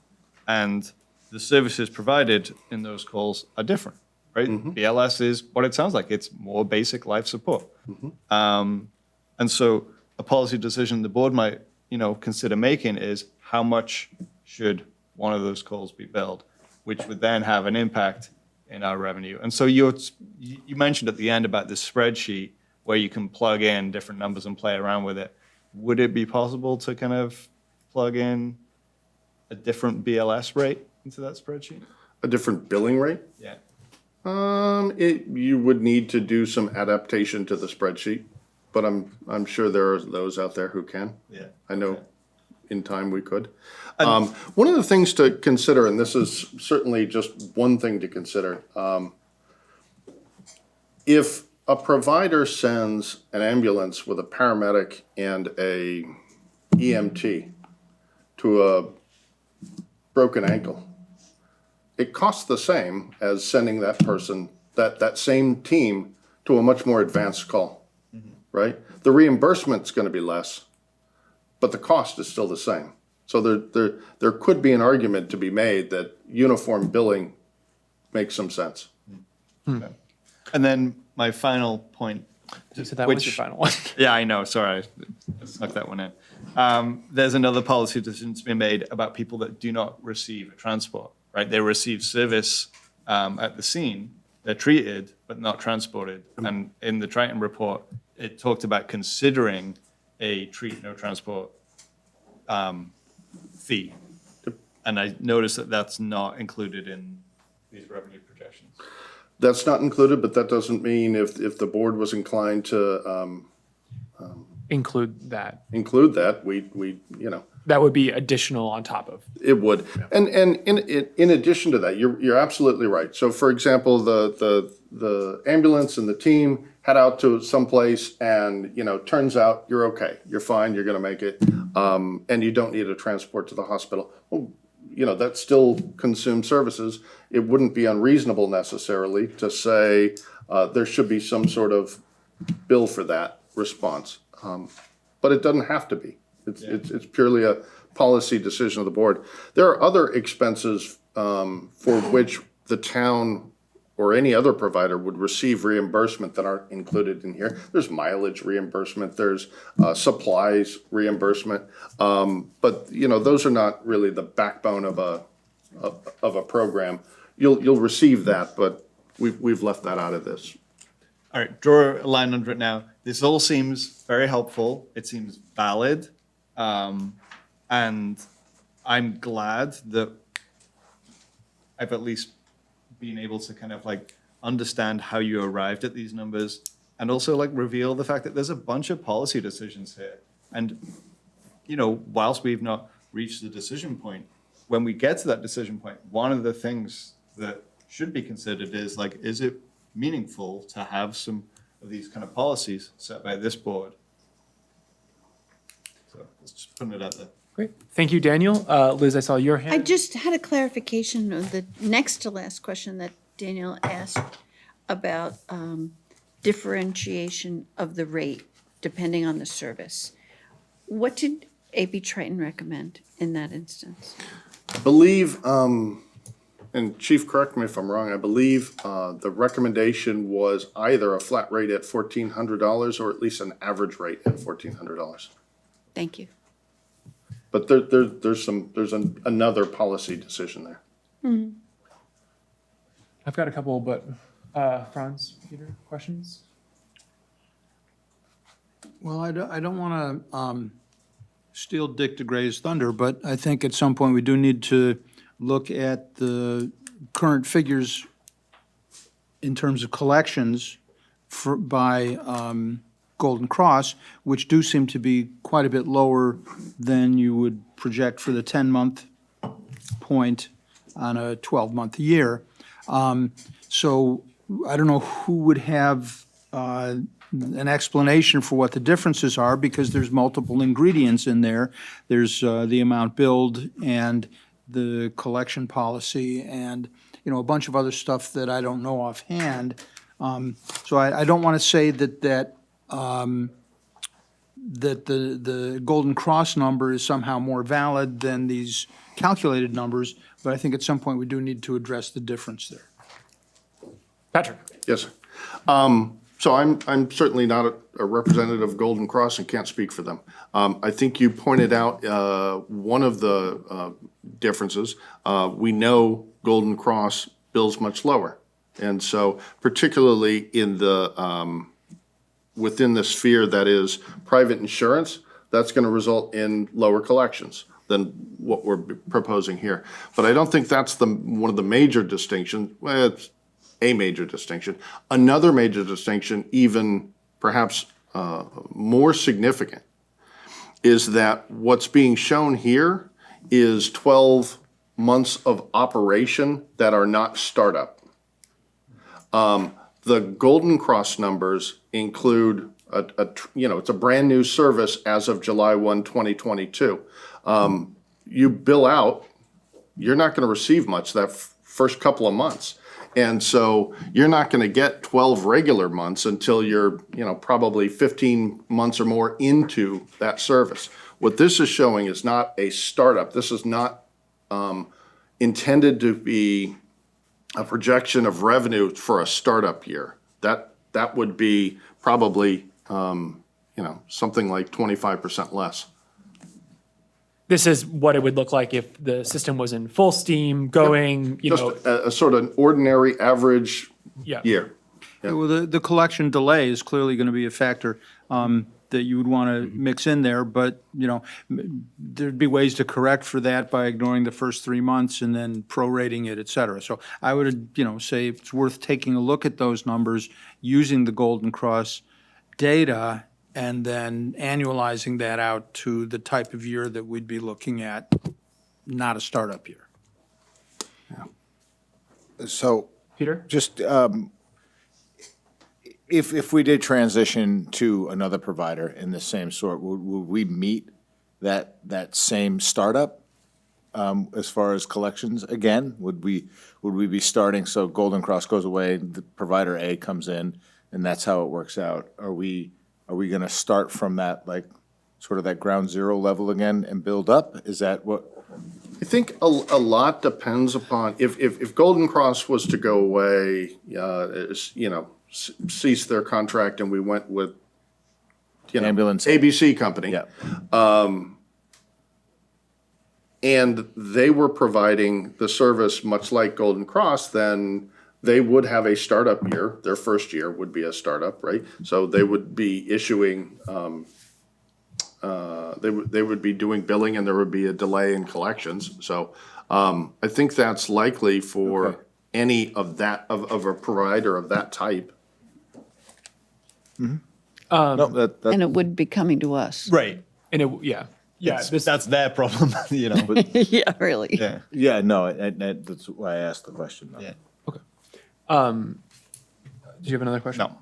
No. Good. Okay, so I've got a couple. Patrick, great presentation. I've read news articles that EMS doesn't pay for itself, and that municipal EMS providers in Vermont, that it's not viable, or that it doesn't pay for itself.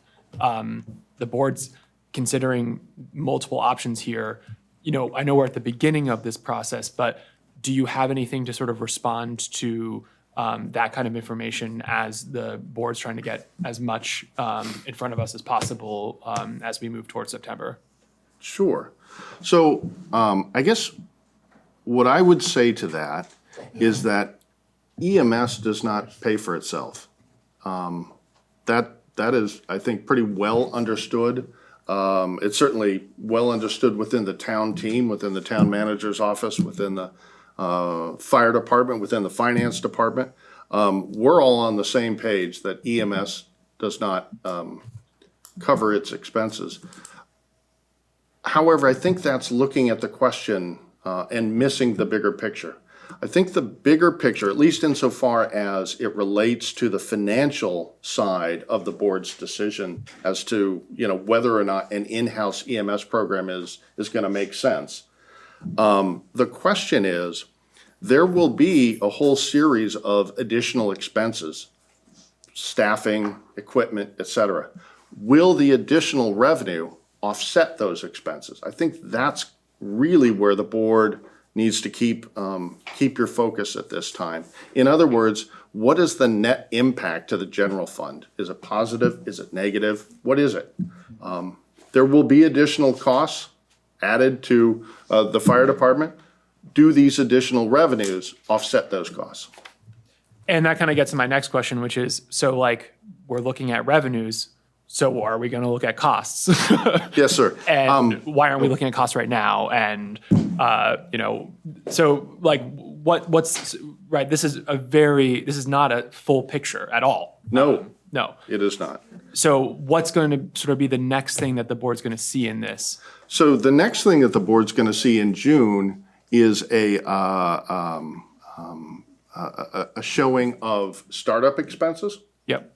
Right? And in July, we're going to be looking at a series of operating models that we have explored or are continue to explore at this point in time and comparing those to the revenue. So I think by the time we get to the July meeting, you'll be able to see the revenue projections, and they may be further enhanced from where they are today. That was my next one. And you'll have those in comparison to differing models of operation. Yeah.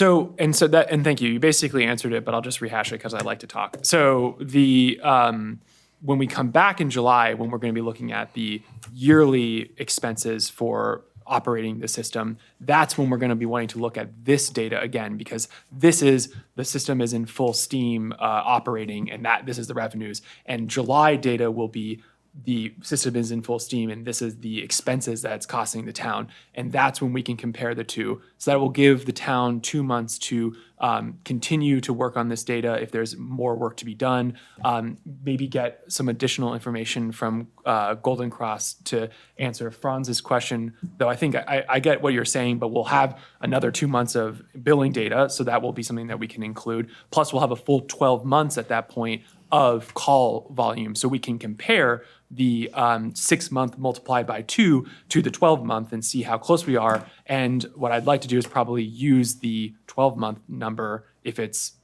different, and then redo the numbers, which I hope with a spreadsheet won't be too laborious. No. We may not see these numbers in June, because June is going to be startup expenses, which is a different consideration than the operating full steam revenue and expenses that are this in July's numbers. Is that kind of am I understanding? Okay. Yes. Excellent.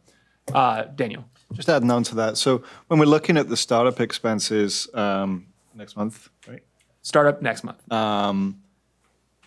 That would inform like ongoing capital investments, right? Certainly startup capital investment. The ongoing capital investment, we've mentally been putting in the operating model. Which makes sense. So that's going to be present in the operating model. Yep. Great. Yeah, which it should be. Yes, I just wanted to make sure. Yeah. Okay. Other questions before we turn it over to the public board? Okay. Do you mind? Can you see hands up? You know what? I can. It's probably time to put the presentation down. And we'll pull it back up for questions. Yep, I see your hand. But I just want to make sure. I'm going to go with Kate first, and then we'll go with a hand in the public, and then I see Dick, and we'll keep going. Thank you, Kate O'Connor, Brattleboro. On pages 142 and 144, there's reference, or it says, that the revenue projections were informed in part by information gathered from other municipal EMS providers. So I'm wondering if you could tell us who those other municipal EMS providers were, what information did we ask for, and what information did you receive back? Thank you. Patrick? Sure. So I may need help from the chief on some of this. We have spoken with providers in Springfield, Colchester, Milton, Hartford, thank you. I know there are others. I know there are some spreadsheets that we've received that have multiple communities, rates, for example. In most cases, what we have seen is billing rates. In some cases, what we have seen are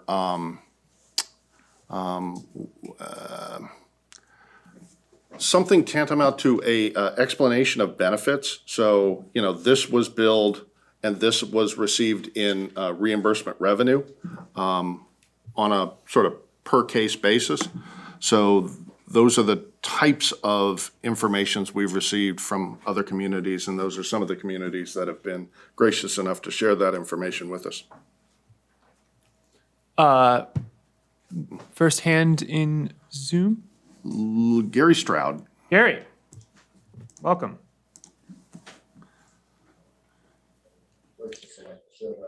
All right, I'm powering in there. As soon as I get my camera going, it's not like you never see my handsome face. This question is for Patrick. Figured I'd help you out. I was looking at my new Medicare book for 2023, and when you had the numbers up for Medicare and Medicare Managed, there's two different ones. There's Medicare Advantage and Medicare Traditional. Looking at that part, I don't know if we could slide it up there. I just wanted to see which one was Medicare Traditional, which one's Medicare Advantage, because each one has a different component of paying ambulatory. As I look in the book, it says you pay 20% of the Medicare approved amount, the payee. And I don't know, you had 41% and 10%. And also in the book, it has numbers in different codes and stuff for different types of other insurers that might help critique that better with the numbers. And I'd be more than happy and willing to give you a free copy of that. It has the new, because it always changes every year, Medicare. And one thing you have, another thing you don't have, this we keep, this you don't get. So each one has a different cost, or if you're allowed to have it, or if they got rid of it. So I was wondering if that'll help the numbers out a little bit better, critique them. Pretty OCD, I'm an analytical person, so I don't know if you're willing to that feedback and me dropping off a copy for the new numbers and the new amounts that they're doing for that. And that might help out because there's different, you said something about last year, the numbers were crunched compared to this year, but I don't know if we have gotten the new numbers that they have now that are out there for out-of-pocket expense or for what they're going to pay too, because the Advantage is totally different. I don't know if you know anything about Medicare Advantage. They're basically tell you what you can and can't get versus traditional. So this might help you a little bit more better getting those numbers. And like I said, it's a nice spreadsheet. You did a great job, Patrick. So if you, I guess if you're open to that, I'd be more than willing to drop you a copy off. Thank you very much, Gary. Okay, I'm sorry. Patrick, you've been interrogated. Should you choose? Thank you, Mr. Chairman. First, I would say to Gary, yes, absolutely. I would greatly appreciate it. I'd love to take a look at that information and see if there's ways in which we can further, fine tune these calculations. The distinction between traditional Medicare and Medicare Advantage or Medicare or the managed Medicare programs, there isn't necessarily a co-payment with or an out-of-pocket payment with traditional Medicare, but there are many, many, many different, as Gary pointed out, many, many, many different Medicare Advantage plans or managed Medicare programs. And so we had to make some assumptions. Those assumptions are based on excuse me, experience, particularly from Golden Cross, that on average, there's about a $250 out-of-pocket per managed Medicare customer. And because that is a customer responsibility, you're not always going to collect it. And so we need to be taking a certain portion of that and saying that, it's just not going to come to us. So 30% of that has been sort of discounted, and we don't anticipate collecting it. And that's reflected in the calculation. And that's reflected in the calculations. But absolutely, we'd appreciate any additional information that Gary has, and we'd take a look at that. Great. Thank you very much, Gary and Patrick. Dick. And then I saw one other hand on there. Yeah, thank you. And I think we did ask Golden Cross at the beginning of this process, would they be billing the delta between what they received on insurance and would they be billing the customer? And they said no. And when you're thinking about this, I mean, the reality is if you go this route, the taxpayers are paying for this and then you're going to end up billing them. So it's a double pay. So that'll be an interesting conversation also. I actually need a little bit of clarity. I'm a little slow tonight. On page 144, there's a statement here. AP Triton has advised used to estimates of 80% level, meaning that we will likely collect 80% of what is billed. If we bill out $1,400, that means that we would collect $1,120 per call. That doesn't jive with what you have just been talking about for 20 minutes. Yeah. And so when you use the rate of the BLS and the ALS when you did the calculations, correct? I just want to be clear, not $1,400.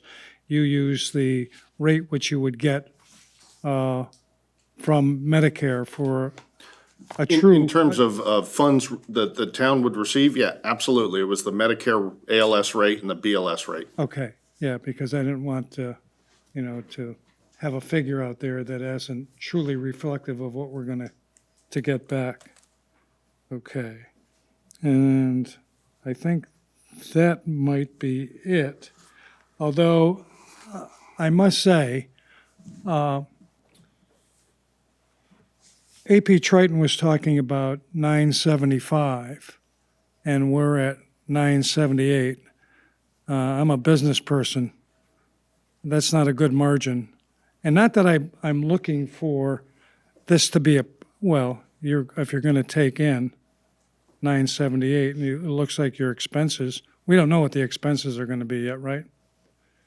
And you certainly, to get back to even, amortizing out, like you got 1.7 saved, that's got to be figured into the calculation of expenses if we use that money.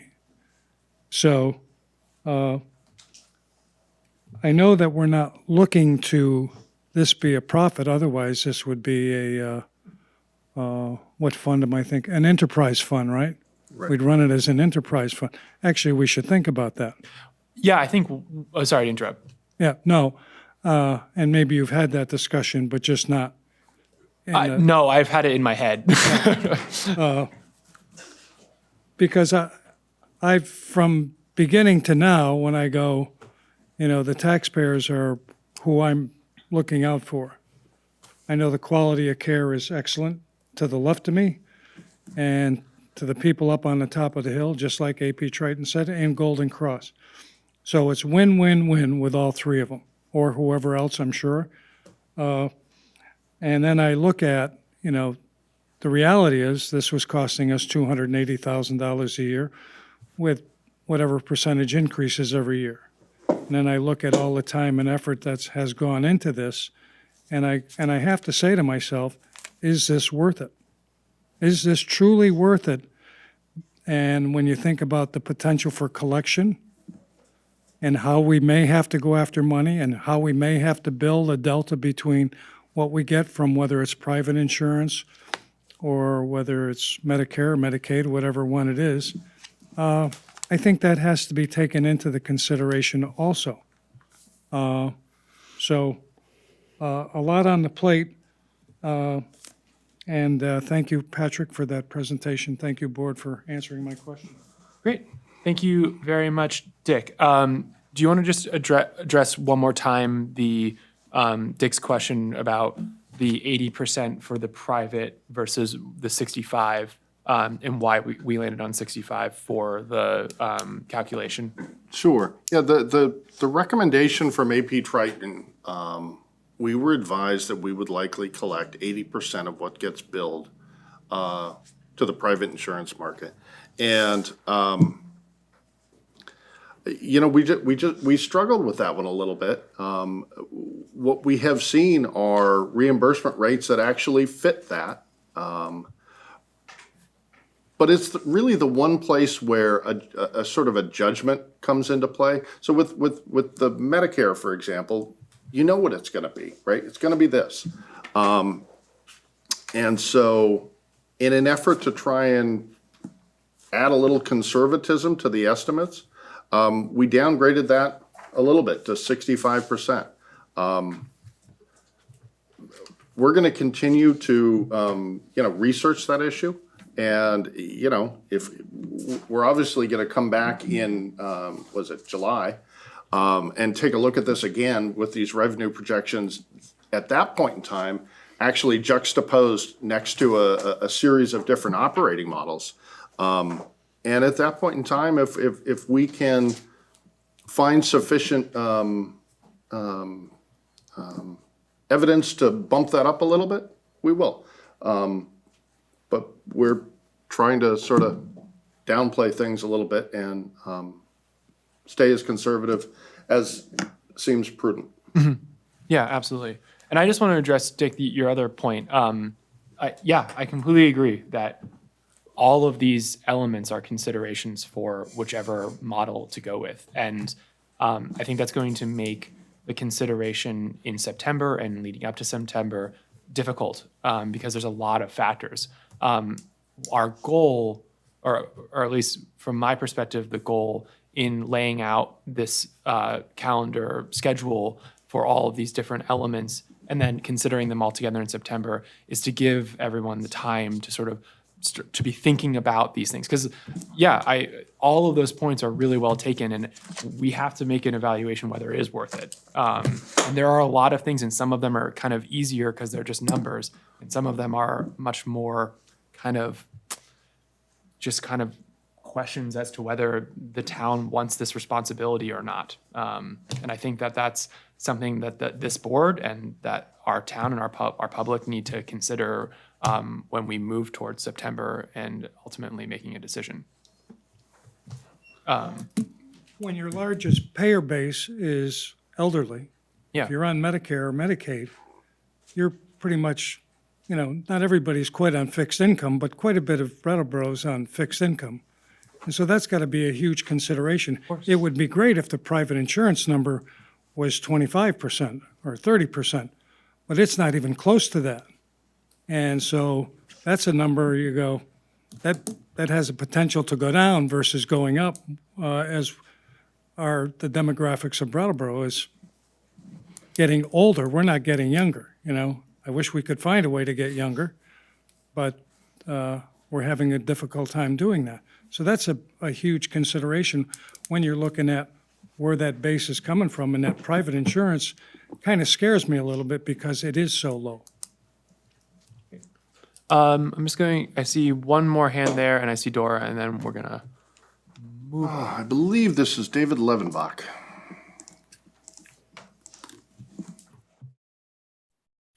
Hi, thank you. David Levenbach, District 3. I appreciate the systematic presentation that Patrick gave. I have one two-part comment and then also a little question. As to the comment, there's an assumption in here that I think ought to be played with a little bit, and that is that the balance between ALS and BLS is the same by payer category. And in fact, it may not be that way, and I don't know what implications that would have for the analysis. And then the second part of that observation is that when you get to the costs, you need to take into account, I think, any differentials by payer category in ALS and BLS. And then the question is, and I just don't know this, are there caps on individual customers as with respect to the number of calls for service they make, or are there limits expressed for someone or a customer who makes repeated unnecessary calls for service? The people that categories of reimbursement will not pay for. Thank you. Thank you, David. Patrick, do you want to take ALS, BLS first? Sure. Let me talk just for a second about ALS and BLS. That's a really good point that David brought up. We had thought about that. We had conferred with Golden Cross, and what we have found, or at least what Golden Cross has found, is that split, the 69-31, is more or less the same across all different payer categories. So that has been consistent with their experience. And in terms of billing, the ALS and BLS will, not so much in terms of billing, but I believe what he was referring to is we can seek reimbursement differently for ALS and BLS calls, and I believe that's perfectly accurate. If there are additional ALS medical interventions, maybe not each one of those, but at certain intervals, you can submit for additional billing. And so those reimbursement rates can rise up a little bit based, like I said, on mileage that you could add, the use of oxygen, the use of this, and the use of different interventions. That can help to kick up that reimbursement rate. And can you help me? What was his last point? So two. One was, of course, I wrote down the first one. Franz has it. We can bring it back up if we don't. There's a thing called the prudent layperson standard that applies to emergency room visits, and maybe you fire guys know if it applies to ambulance calls as well. But the prudent layperson standard, which is incorporated into federal law, says that you can't make a judgment not to pay, an insurance company can't refuse to pay an emergency room visit if the presenting symptom was something that a prudent layperson would then think needed emergency medical attention. So that if it's something that's truly frivolous, you can deny payment to the emergency room. But if it's something where, well, my chest hurt, okay, you get it checked out and it turns out you have a pulled muscle in your chest wall, well, that's not an emergency. But you couldn't know that until you got all the testing done in the emergency room. So the insurance company is obligated to pay for that. Now, it's a little bit different in the ambulance world because of the no transports, that there are situations where the providers get there and say, hey, looks okay, we don't need to take you. So that, I don't know how this applies to EMS, but in general, there's a presumption that if you say you're sick, you're sick. I think, and I'm just speculating at this point in time, but it was raised earlier, the idea of a non-transport fee, right? That's the kind of thing where, you called 911 and, you're asking us to feed the cat? That's inappropriate. So we could I think we could begin to potentially address some of those things if the board felt it was worthwhile through a non-transport policy. My guess is if, based upon what you just said, they arrive, they see symptoms that alarm them and transport to the hospital, then that would be. You're probably going to get paid. Mm-hmm. Yeah, I mean, to address David's question, then could we just maybe reach out to Golden Cross and see whether they've had that experience at all of like a persistent person, I guess, calling. My interpretation of his question is like calling multiple times. It's not an emergency, and so now they're continuing to call, but now there's no insurance that's paying for the call. Yeah. Chief. Good example of that is a diabetic call. We go and we give them fluids and sugar to get their back up to normal, and then they don't want to go to the hospital. You can send a bill to the insurance company, but they're not obligated to pay it because we didn't transport them to the hospital.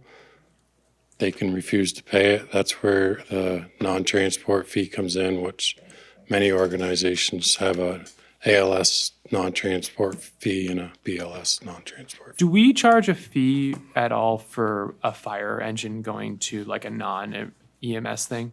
No. David, can you raise your hand just to ensure that we got all three of your questions? It's just getting a little late, so I apologize.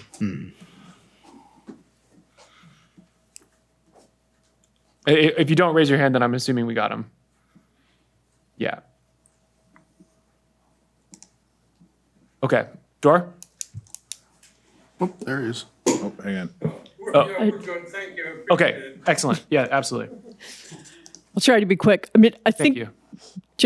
I wasn't going to say anything about this, but I think because of what was being discussed, I think that's where Rescue had that subscription that they had, that and what they still have in this place with the service, and it was for those people that needed regular calls, and it was supposed to offset their costs and help the people that weren't going to necessarily be transported. I mean, you guys might know better, but I think they do have that. So, and people were asking about that. I remember when I with think the it was discussion 3 was, transports for like a $100 fee or something, as I recall. So it keeps coming up. The Golden Cross's bills lower.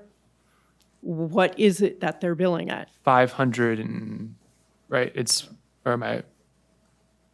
So for an ALS, they bill $525, and for a BLS, they bill $450. Okay. So we're looking at 1,400. So just a quick point, just for food for thought, as we're talking about sort of billing and costs and all of that. The states of Vermont and New Hampshire deal with wilderness rescue in a very different way. And because I'm a hiker and I'm on all the hiking pages from the whites, it's a big discussion because rescues happen all the time. Vermont has a philosophy that they don't want to charge for rescue because they don't want people to not call if they need help. New Hampshire has a very different philosophy, but they do it in a very discretionary way. And there have been people who have delayed calling for rescue because they're concerned about being billed. And so I think that just needs to sort of be percolating in the minds when you're thinking about this, because you don't want people to not call for help because they're afraid they might get a bill. Thank you, Dor. Gary, you spoke once, so I'm just going to look to see if there's anybody else in the room. Yeah. Oh, I'm sorry. I already. Nope, I can wait. Good. Jerry Langer, Brattleboro. Yeah. I'm going to go way back to when I attended. 1999. Yeah, pretty much. When I attended one of the informational meetings at the library when all this started going down, and listened to the chief's presentation and how this was going to be the best thing for the town. We're going to be making $500,000 to $700,000 profit over and above. That's what, not going to be any implications to taxpayers, nothing. I'm assuming you were referring to when you mentioned earlier about some information in the media about ambulance services and costs and things like that to the VT Digger article that was out today. I encourage everyone to read it. It's an eye-opener. I mean, there's 6 communities 95% of the state's cities and towns are covered by regional outfits. There's 6 communities that run a standalone municipal squad. None of them show that they even can break even, let alone make a profit. Same thing goes for ambulance services that are run with fire departments. There's no way. In the last, from 2017 to 2020, ambulance costs have jumped 22%, where Medicaid, Medicare reimbursements have only increased 5%. We pay a lot of taxes in this town. And to burden the taxpayers with even additional costs by taking on this ambulance service in-house, or even, possibly a hybrid, is going to be very expensive, I think. Ambulances, jumped, I forget what town it was, let me put my glasses on, just recently bought an ambulance.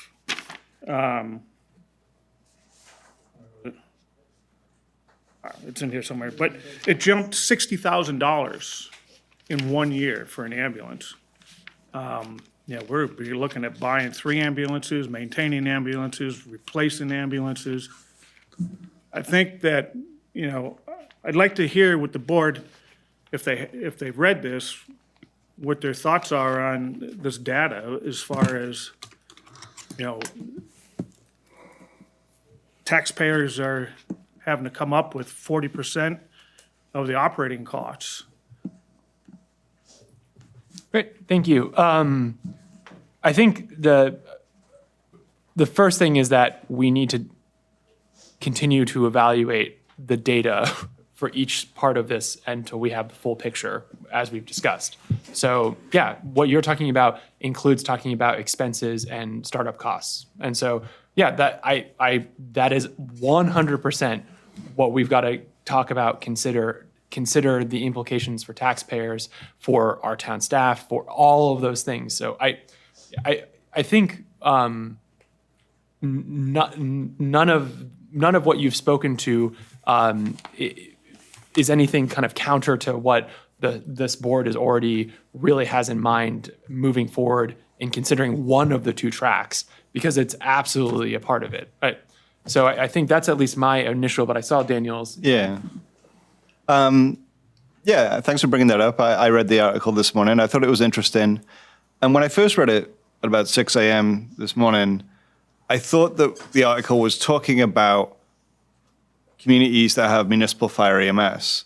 But the examples that are given are like slightly different than that. It's not like they're invalid. It's just a little different, you know. So they're talking about communities that have a separate kind of rescue system that's not staffed by firefighters. And so it's talking about revenues from those services, and the revenues are going to be, right? You know, there's ambulance calls, they go out, they bill it, they get some amount of reimbursement. But it's not exactly apples to apples with what we're potentially considering here. And I think it's also worth pointing out, right, that it talks about like 95% of Vermont towns are covered in some different way. And that's probably true. It's also true that Brattleboro is like the, 8th largest municipality? 7th or 8th? You know, so we're in that kind of like category of like the outliers, honestly. You know, so I looked at towns like Hartford, Springfield, you know, South Burlington and Burlington, and they're a little different, you know, quite a lot bigger. And they have municipal fire-EMS services. And I looked at their budget, you know, documents this afternoon, because I wanted to kind of check in with myself, like, what kind of revenues do they report? And, you know, quite frankly, the revenues that some of those communities reported are lower than what we're projecting. And again, it's still not apples to apples, because the town of Hartford may well have a different, I mean, I'm sure it does have a different payer mix than what we have. They may have different collections policies, different billing policies. So it's going to be really hard to just say, oh, we'll compare Hartford because they have a sort of similar population with Brattleboro. And it's hard to really kind of like make that comparison and just sit it side by side. I think as Ian pointed out, like, you're absolutely right. I, as one board member, I'm not going to say we should embark upon a municipal fire-EMS service if it's going to cost the taxpayers an exorbitant amount of money. I wouldn't do that. Wouldn't do it. Well, let's not do back and forth like that. Thank you. Yeah. I just said, let's not have back and forth, please. Yeah. So I just want to respond to what you're saying. And I think that, you know, they're reasonable concerns. It was a good article. It had some interesting information in it. And more will be revealed. There's a lot more to be considered. And I say keep it engaged in the process, and hopefully we'll make the right call for the town. Any other board member wish to respond? A quick question, and forgive me if we've already, it's been asked and answered. But I know that Golden Cross is using a different payer scale. Is that what they bill out every time they call for? Have we plugged those numbers into like this proposal that you put together to see if we're measuring along? I'm curious to know, like, have you taken what Golden Cross has physically billed over their tenure here into this spreadsheet that you're using to see if it all seems to be. To like validate their numbers. Yeah, just to see, like, I mean, and are we tracking and are we standing to make more if we're billing the 1,400 or whatever we settle on? I guess I can say I'd be happy to do it in a more formal way, in a very sort of, back of the envelope. Yeah. And if you account for the fact that it's a startup year, right, then it looks like it's coming in about where you'd expect it. Okay. So we got Gary. Oh, I'm sorry. Lisa, did you have your hand up? I just wanted to mention that we talked 2 weeks ago about how the chief and assistant chief have been getting data from towns that are more like ours. And I assume will report on that to us. Oh, and did you? Yes, I'm aware. Thank you. Gary, if you can keep it brief, please, unless his hand's already down. I will keep it in under a minute. I have to definitely agree. I think the biggest issue here is the evil empire of the insurance companies. I think once I give Patrick these numbers, he can crunch them better. He can get a better analytical analysis of what the numbers are going to be, what you need to get. And in regards to what France was saying about the ER, the only thing about the Medicaid disadvantage, advantage, is that in some cases, Medicare may pay for limited medical necessary non-emergency ambulance transportation if you have a written order from your doctor stating that ambulance transportation is medically necessary. Now, that's crazy. So know your insurance company. That's another thing, too. A lot of the insurance and billing, there are issues, and we all know you as a doctor, France, no billing could be an issue too, and that's going to be a factor that's going to be involved in that too. So I think putting that into consideration and knowing what different types of insurance, what they're going to pay and what they're asking from the ambulance services, you can get a better assessment that way. And like I said, I'll be out there helping Patrick to the best of my abilities. Thank you, guys. Have a good night. Great. Thank you very much, Gary. Any others? I'm sorry, can I just say one other thing? Kate O'Connor, Brattleboro.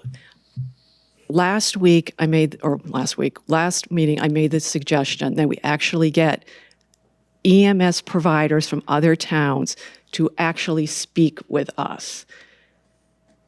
I'm told that we can't get the area ones because they don't have anything to do with us. Tonight, we're like, oh, the towns aren't like us. I really would just urge us to actually talk, speak, not get spreadsheets, but have a give and take with EMS providers from other municipalities, because we're all just guessing here. So I'm sorry to say that now, but I had to get that off my chest. So thank you. Thank you, Kate. All right, board. Any other additional questions or comments on the, we are on new business 9C III on the analysis.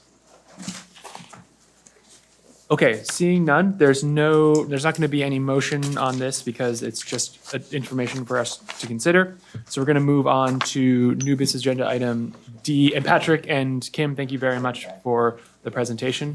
We're going to move on to new business agenda item 9D, which is the emergency housing response team discussion. And pass it over to John. Thank you, Ian. So as people know, there is this General Assistance Emergency Housing Program that's run by the Agency of Human Services. During COVID, this program was expanded by 6 times over its sort of statewide peak prior to that. So that currently there are 1,800 households that are now benefiting from this assistance.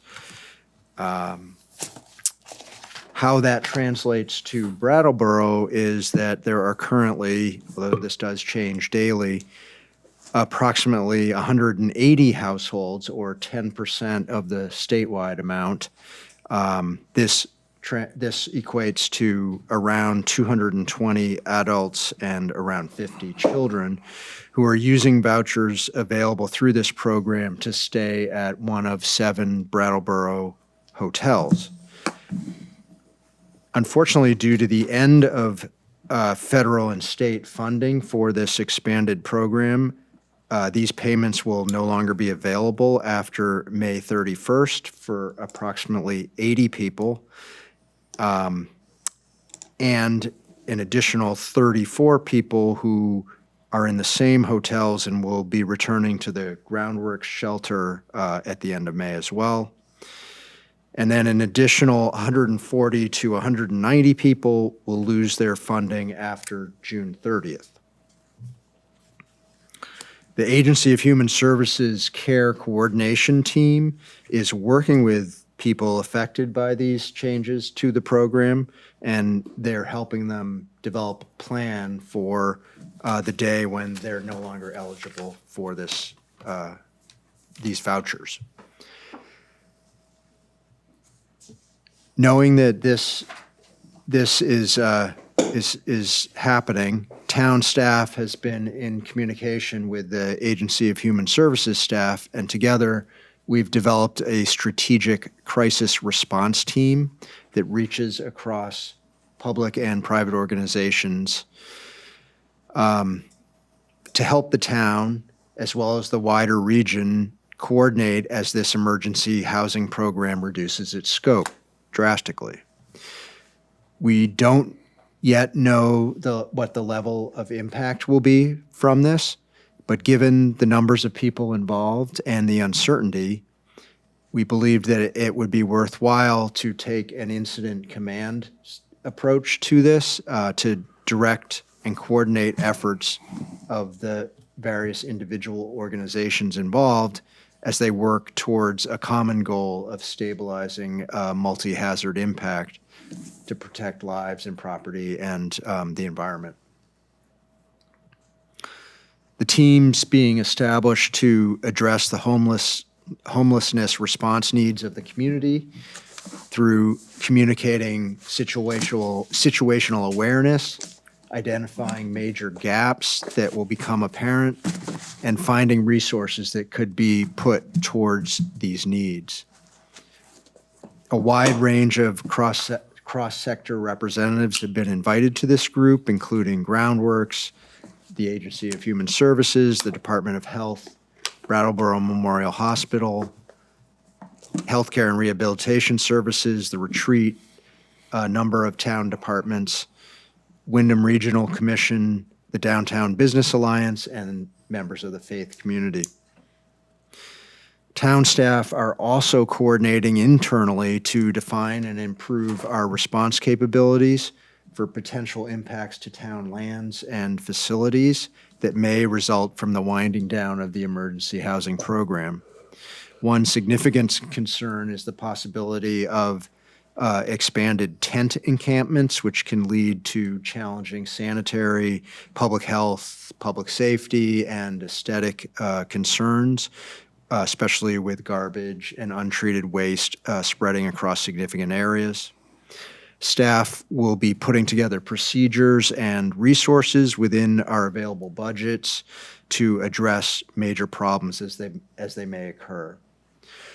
Our plan is to bring regular updates to the Selectboard at upcoming meetings over the summer about how this strategic crisis response team is working, as well as the status of the situation and the towns and our partners' efforts to thoughtfully manage any impacts.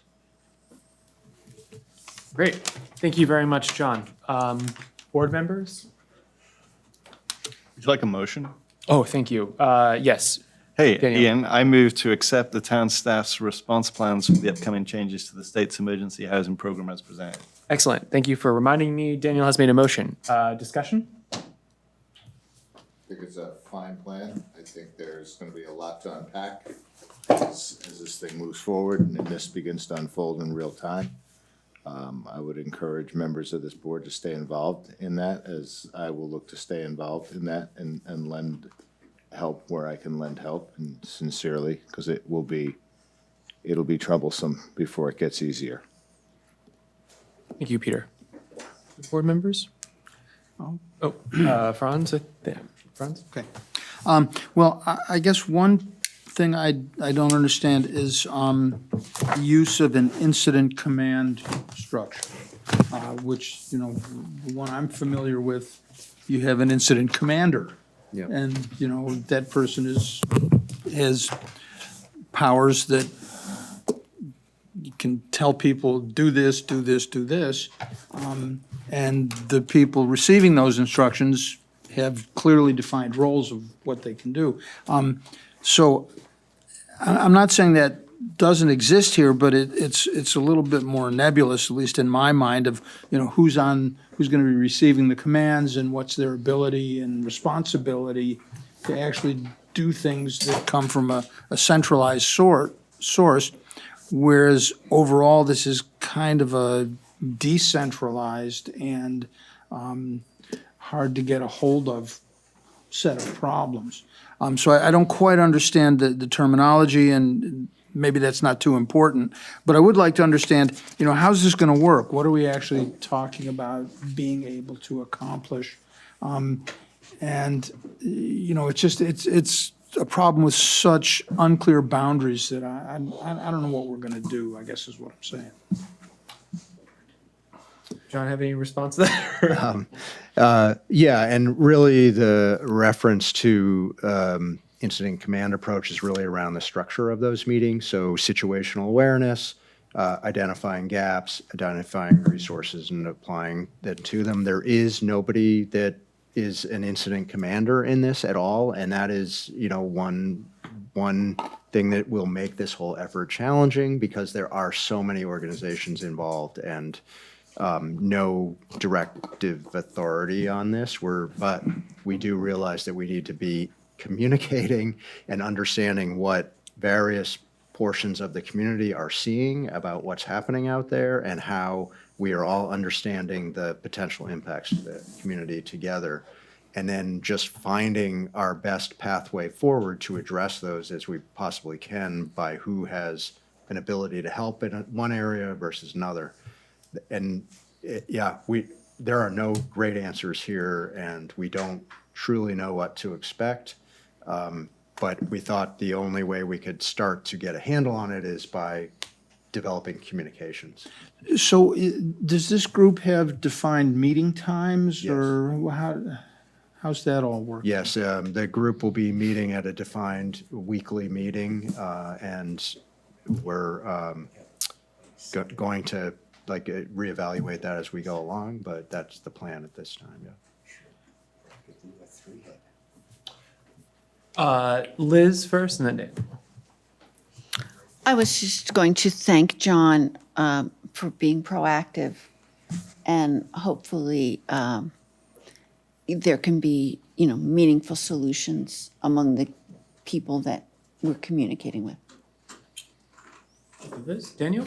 Right, and I guess speaking to those meaningful solutions, it's about having a housing plan, right? So the folks that are in the motels right now have been working with case managers for a long time. The reality is that case managers are often overstretched, and another reality is that creating a meaningful housing plan can be hard in this community right now. But, everybody involved in this work needs to be striving towards building a housing plan that's going to work for the families that are in the motels, so that when they exit the motels, they have housing to go to. And for some people, that housing is like, an apartment, and for other people, it's going to be different things, some of which, probably we wouldn't accept, but, folks historically in this community have. And so I hope that as a community, we recognize it's going to be challenging for a lot of people for probably a few months, and that we work hard to help people move towards housing plans that are safe, that are respectful of the environment, and, that we really recognize the difficulties of this moment and don't lash out. Yeah, I was just going to piggyback off that. Just there will be mistakes that will be made. We just all need, as a community, to be really patient with those as mistakes get made and get corrected. Yeah, and I think I echo those points, and clearly there isn't any kind of policy decision beyond just sort of accepting this response plan. Obviously, I would look to this committee and then also to the town manager's office that if you felt that there was a need for a policy decision, that would get before the board timely so that we can make a decision so the town can be responsive as quickly as possible. Yeah, there may be policy questions for you as this unfolds. We'll try to get them to you on as timely basis as we can. Yeah, and I know that's this is all happening quickly. Excellent. Any other on the board? I don't see any, so just look to the public here. And I see one hand in Zoom land. That's Mr. Oser. Bob?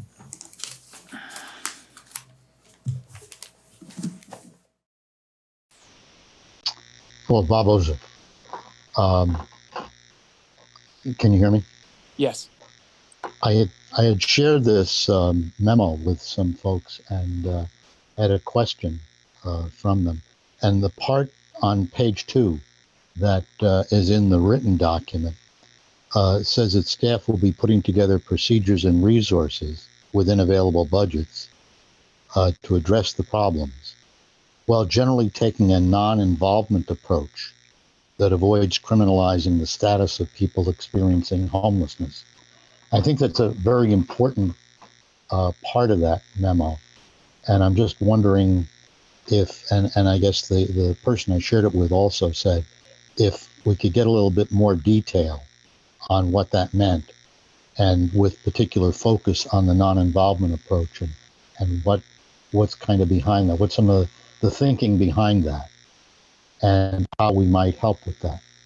So, if I could leave it there as a question. Thank you very much, Bob. Yeah, and this is still something that we'll be figuring out as this develops. But the general sense here is that there has been guidance through the courts about not criminalizing anybody due to their status as being a person experiencing homelessness. And we just need to be very careful that we are compliant with any legal requirements as this moves forward. So involvement is like, to kind of get to Bob's question, like non-involvement is indicating like involvement would be potentially criminalizing. So non-involvement is like a stepping back so that we're not, okay. And so, but as this is an evolving thing, and we get updates on that, we can hear if that if that approach is changing or, okay. Yep. I didn't see any hands in Zoom. No comments in the room. I looked to you. You guys are members of the public too, if you want to comment. All right, board. Well, there's a motion pending to accept the town staff's response plans for the upcoming changes to the state's emergency housing program as presented. All those in favor? Aye. Aye. Gonna pass 5-0. Thank you very much for the presentation. I think with that, I've just got one more motion. Peter has moved to adjourn. All those in favor? Aye. Aye. That's going to carry 5-0. Thank you so much to BCTV, to our interpreters. Patrick, thank you very much for running the computer and doing the presentation. Thank you, John, very much.